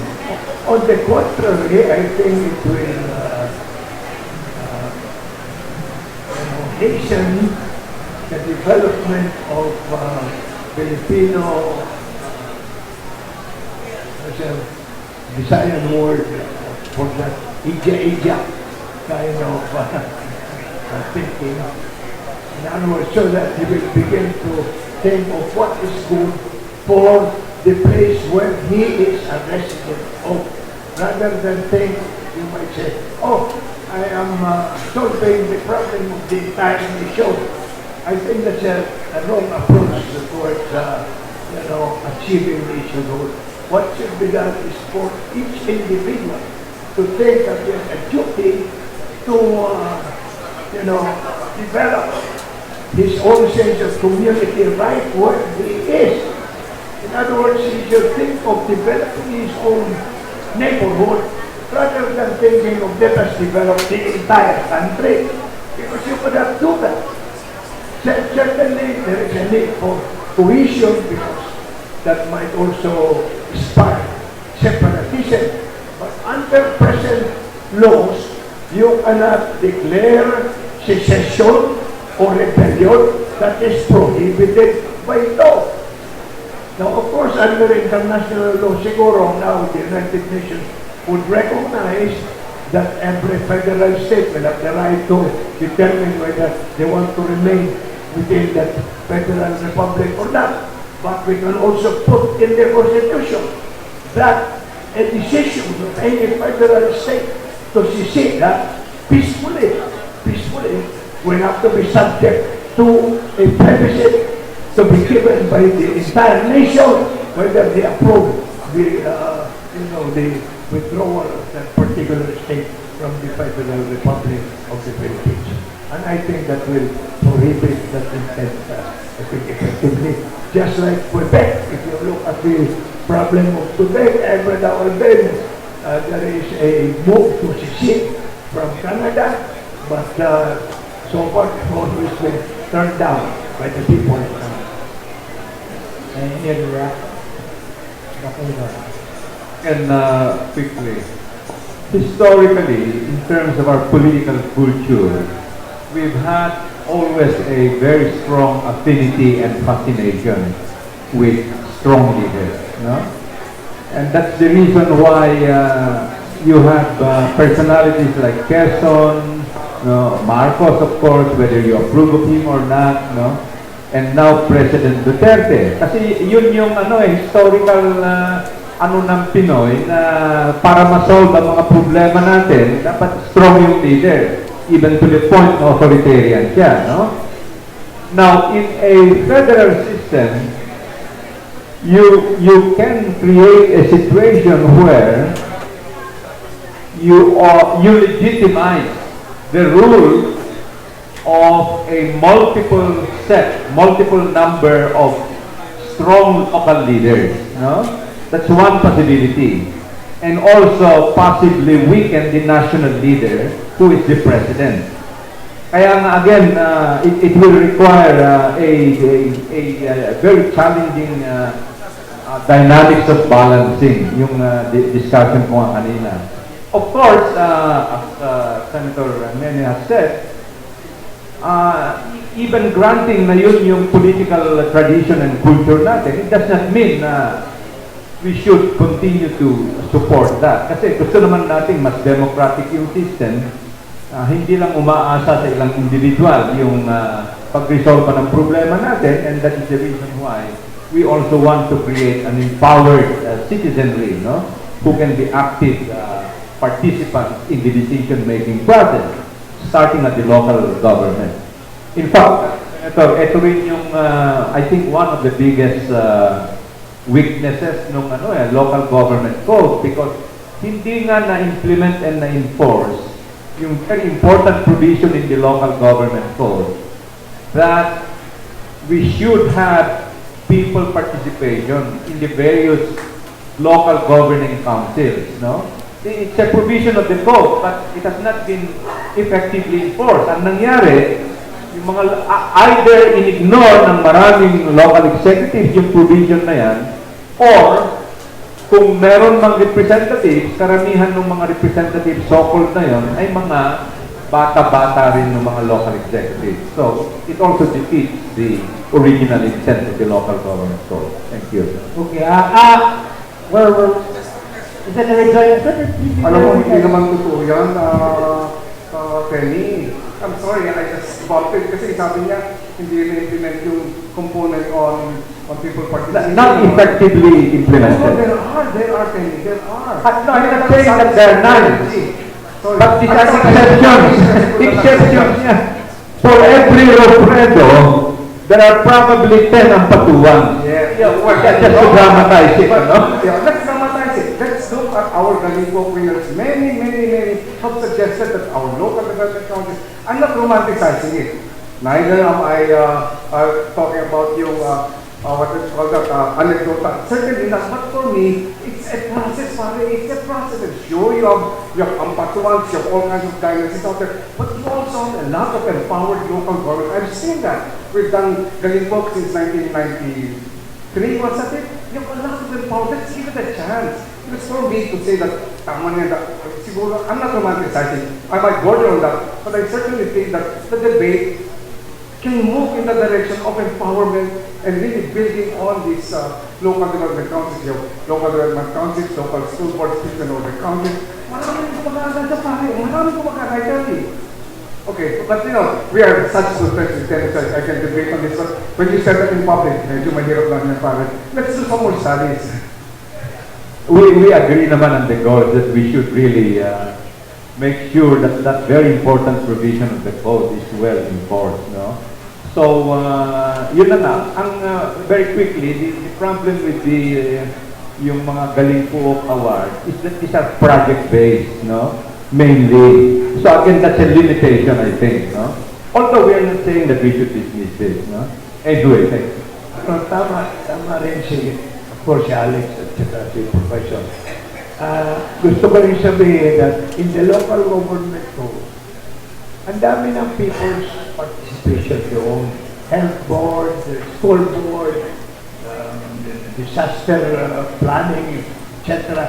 Marami. Mayroong mga participasyon ang school board. Pero tama po ang observation ni Professor that quite open, hindi nga na-i-implement. Yan ang problema sa Pilipinas. Kadaming mga batas, hindi naman ina-i-implement.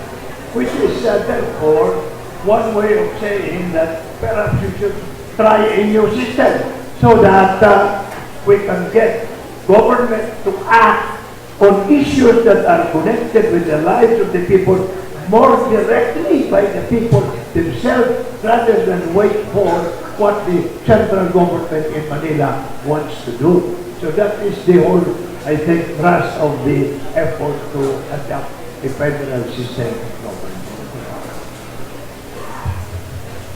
Honorable Pimentel, my greetings. I think we have no problem here.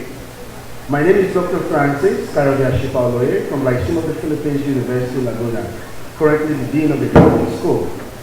I'm also I obtained my doctorate degree in public administration and PhD management. An historical look at the Philippines. The Philippines is a very unique case. And I discovered that there is no perfect way to govern people because we are individual substance of a rational nature. Everybody is right, nobody is wrong. Okay? So, Sir Alex, my good friend, said, these laws are there.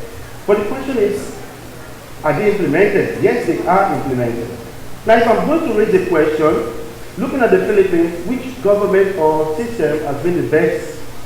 You cannot give me an answer. Because some people will maintain that Marcos is still one of the greatest presidents of this country. But that is Marcos at the time. Marcos did so much, everybody did so much, even Gloria, even past president, Noynon, also did very well. Now we are in a new system. Guys, when I teach my students, I tell them this. I said if you are bad, try to be good. If you are good, try to be better. And if you are better, try to be the best you can be. Because it's all about trying. We are in a state of transition. What I will advocate for is what I call program evaluation. Let us evaluate the past leadership. What have they done that they did well? And what areas have they failed? Let us pick up from there. Secondly, our new president is also doing his best, because if Sir Alex becomes the president of the Philippines tomorrow, he is going to rule as Alex. I don't expect him to rule as Francis. But the question is, what direction are we setting for our people? I'm not going to ask a question, I'll just give my own contribution. Man by nature is selfish. Because sometimes when you look at laws that are made, I subscribe to the definition of law by Thomas Aquinas that states that a law is an ordinance of reason. 2, it has to be done by a competent authority. 3, it has to be for the common good and with the right intention. Sometimes when these laws are made, is it for the common good? We talk about political dynasties all over the world. Nigeria is a federal system.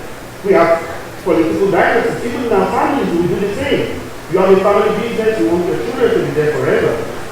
You are a president of the corporation, you bring your family members the same. At the local level, it's also at the national level. What I would say is that yes, federalism is a tool for national transformation, but that is not just the only thing for national transformation. Any system of government can be for national transformation if the people are cooperative. We need to sensitize and conscientize our people and create that awareness that governance is everybody's responsibility. It's not just one party or those guys up there. If President Jerry finishes office today, you will still criticize him that he has not done anything. So at the end of the day, who is going to lead this country to a better place? We are in a stage of transformation. All we have to do is to support the government and try to do our best in our own domain.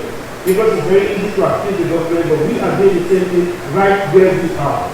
So I would just say, thank you very much for the organizers of this forum. We are just speaking our minds. We don't have an absolute direction where this country is going to go, but at least we are getting there. Because Philippines today is better than it was yesterday. Thank you. Thank you. And the next question, or will you see the next question?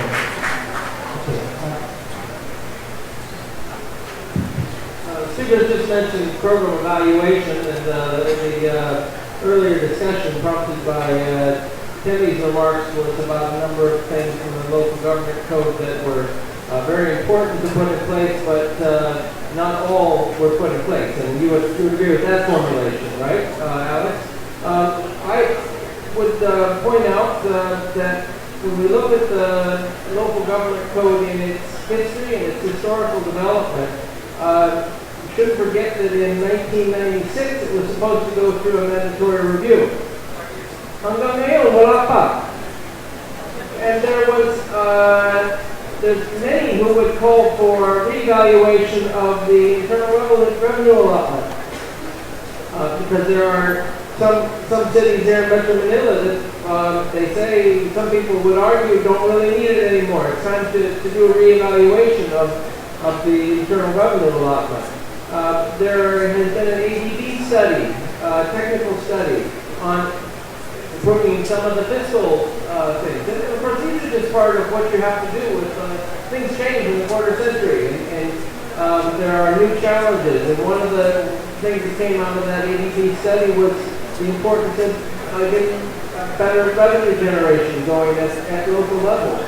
So I guess I'm coming back to Demi's point about the extent to which one goes for a big shift to something new, the extent to which one can try to work within the existing structures to get a lot of new things done. There's also some exciting things that have been done in recent years in EPM, NEDA, about how to download money to the provinces, to do it within the context of more performance criteria. So I raise these as important elements of consideration before going on into a major new task of political reform, just to look at what might be done within the current system, or alternatively, what can't be done and why it is necessary to go for the major shift. But these are all questions that need very careful analysis. Yeah, may I add that we have to understand the present system of local governance is mandated by the local government code. But the local government code merely devolves three major departments of government today. Only three. Department of Agriculture, Department of Health, and Department of Social Welfare. In addition, the monies of the government that are shared with the local government units only refer to the collections of the BIR. Collections of the BIR which are shared in under a formula of 60-40. 60% para sa gobyerno nasyonal, 40% para sa gobyerno lokal. At yung 40%, apat pa ang hati-hati noon. Barangay, munisipyo, syudad, at saka probinsya. Now, please remember again, the money that we are talking about, which the local government code mandates to be shared with the local government units, refers only to the collections of the BIR. Customs, hindi kasali. Gasolina, hindi kasali.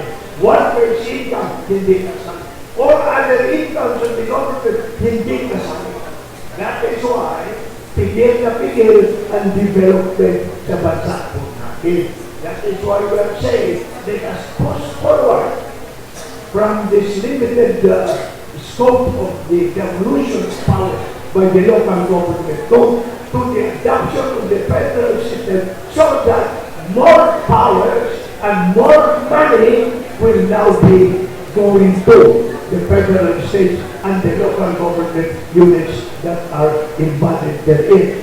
To make sure that there is a formula that is adopted, my proposal is that from 60-40 division of the sharing of government income from BIR sources under a federal system, lahat, every income, lahat, the totality of the monies of the government will be included in a formula of 80-20.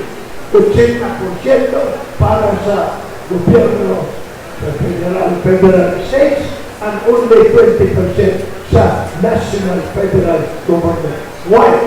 Because as we said earlier, kukunti na lang ang mga powers na maiwan sa gobyerno, federal central government. More of the powers will now be devolved to the federal states. Therefore, they deserve a bigger share of that income. Okay. Good afternoon. I am Professor Jamal Insal of Basilan State College. Our discussion falls on the local government code, wherein suppose we are discussing much on the federalism. Because local government code, so we believe in the ground that it is also effective as that we are implementing federalism because of the same author. The local government code mandated on the four aspects. One is the devolution of power, the regulation of power, the concentration of power, and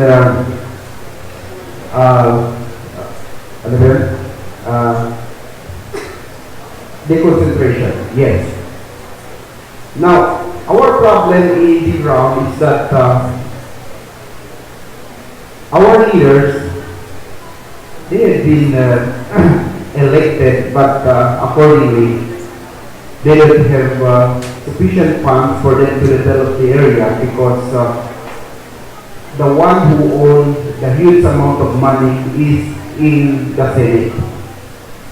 And if you try to look up the bonds coming from Mindanao, which is only 30 million, and the votes coming from Visayas is only 11 million. And if you add them that makes them 24 million, and they cannot compete with the votes coming from Luzon, which is 29 million. Now, we believe that federalism is the alternative, but then we also believe that the local government code is also effective in the local government needs. But in the national level, we believe that federalism can work. So thank you both. Okay, from that comment, we have a question now, so we can just pick. Good afternoon to all. I'm Agnes Sicoco, former mayor of Libon Albay, 3 terms, and my husband was also a mayor. And you can very much say we became public leaders on a very dynastic platform, but the redemption was we moved our town from 4th class to 1st class. So we cannot box political dynasties in just one field. That's one. Dear Senator, with your explanations of federalism, I am for federalism, and many local government executives are for federalism. As long as this is going to be Philippine style, that means we will need to consult with our people, and second, it will need to be combined with reforms on local government, which is very much overdue. So how do I look at federalism and many local chief executives? How do we look at federalism? Having been there on the ground, having experienced the lack of funds, the inequality of funds, the resources that don't come to us, that we need to go to Imperial Manila, beg at government agencies to get funds. This is how do I view federalism? I view it be the creation of the 11 states, not just as states, but as growth centers of the country. I view that as creating progressive political hubs and spokes of the country that, yes, may involve political dynasties in the process, but we can do the front and the back end of our people. Let's educate more people to get into the social contract of public leadership so that it will not be limited to those who are in the dynastic families. And let us also empower our constituents not to make elections expensive. Because if elections are very expensive, only those who can afford it will be there. And these are practically the dynastic families. So let's look at political dynasties as its end. We have Senator Nene Pimentel, we have Senator Coco Pimentel. They are all very good for our country, and these are same family names. I have a very good friend from Ilocos, Mayor of Tagudin. He ran against Governor Simpson. He lost, of course, because he could not match with that. So he could not box political dynasties in just one field. At the end of the day, let us work together for what is good for our country. Federalism combined with reforms of local government. Thank you very much. Well, I have been always emphasized by people advocating federal system.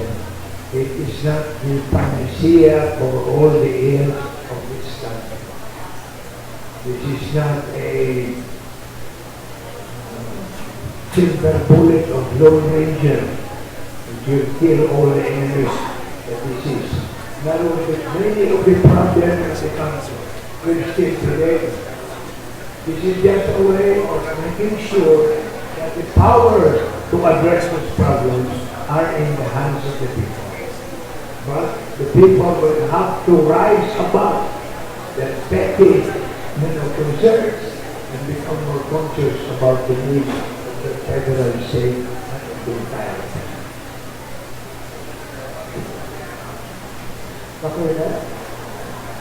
Yeah, I wanted to respond to the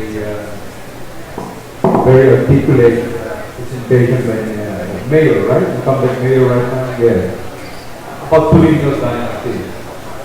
again, I wish Ron were here, but I also agree, and we have our own research to back this up, that the traditional view of dynasties as the main cause of poverty, has to be re-examined. Now, if you take a look at the 10, for instance, the 10 richest provinces in the Philippines today, all of these provinces are dominated also by political dynasties. In the same manner that the 10 poorest are dominated by political dynasties. Every province in the Philippines today, on the average, has about 2 political families.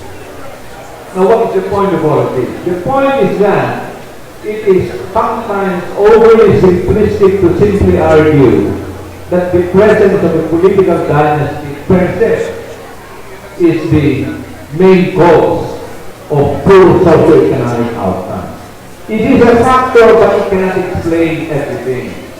And as researchers and as academics, it is incumbent upon us to further explore the multi-sided causes of poverty at the level of provinces, for instance.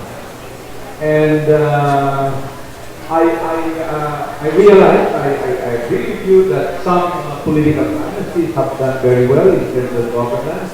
And so the challenge is what makes them different from political dynasties who do not perform well, who continue to be elected nevertheless, even if they do not perform well.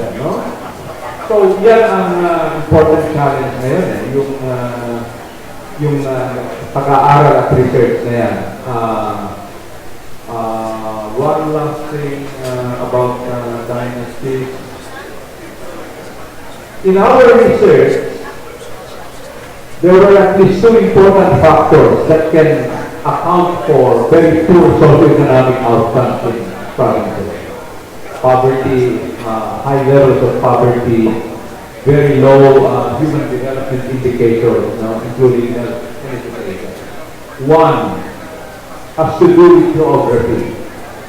If you are in an island province, small island province, kahit sino ang leader niyan, napakahirap i-address yung poverty. Malamang you will continue for a very long time to be a poor province, kung small island province now. Secondly, all of the richer provinces, or most of the richer provinces, are all from Luzon. They are all close to the major growth center in the country, which is of course in Metro Manila and the Calabar zone. Now, this has very important implications in terms of federalism. If federalism can succeed in producing several growth centers outside of Metro Manila, outside of the usual growth centers in the NCR and Calabar zone, that could very well be an important trigger for better economic growth and development and better socio-economic outcomes. But that is a promise, of course. That is not at all certain, because again, of the many factors and problems that we have already discussed. Thank you. I just want to pick up on the point of the mayor about the incentive elections in the Philippines. I've done some work historically on the impulse in the Philippines for localist strategies of reform going all the way back to the 1950s and the presidential assistance for community development, creation of the barrio councils and all.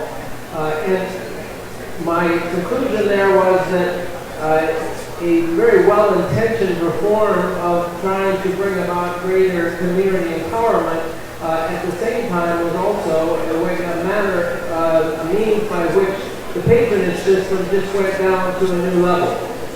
Once you had barangay elections and you had a new playground for politicians, you had a new major expenditure of resources to feed the patronage-hungry politicians at that level. And certainly there's a danger if the Philippines were to go from its current 4 levels of government, province, city, municipality, national, province, city, municipality, and barangay, and add a regional level in there with the elected officials there once again, of having yet another arena for patronage politics.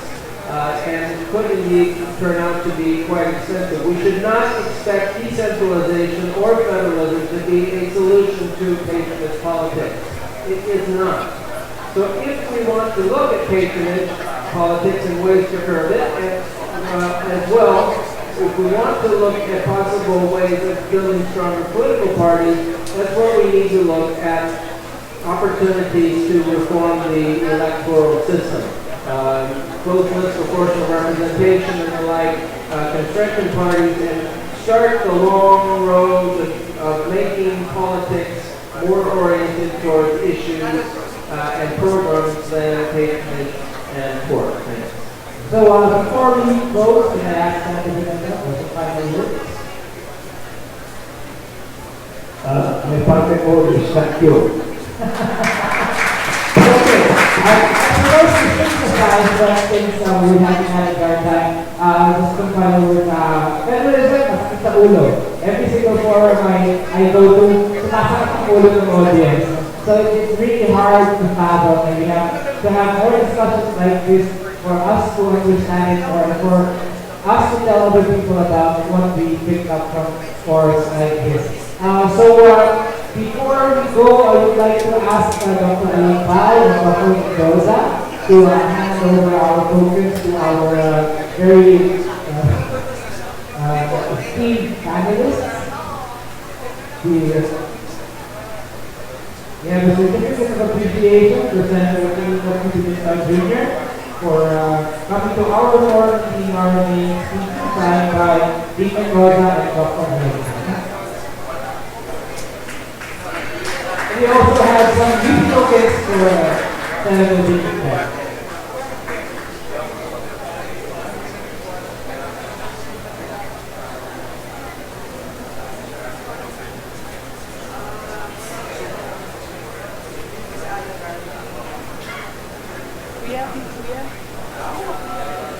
Thank you, Senator Dean. We also have some tokens for Dr. Hutchcroft.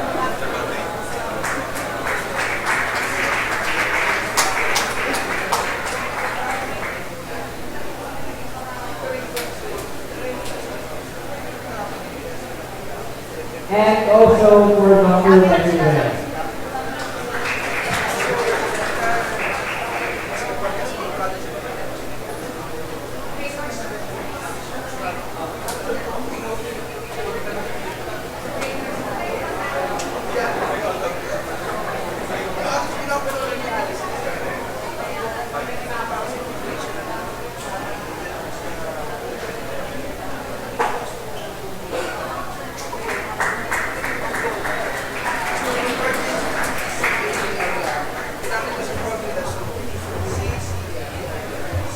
Okay, before we all go, can I ask you to final word?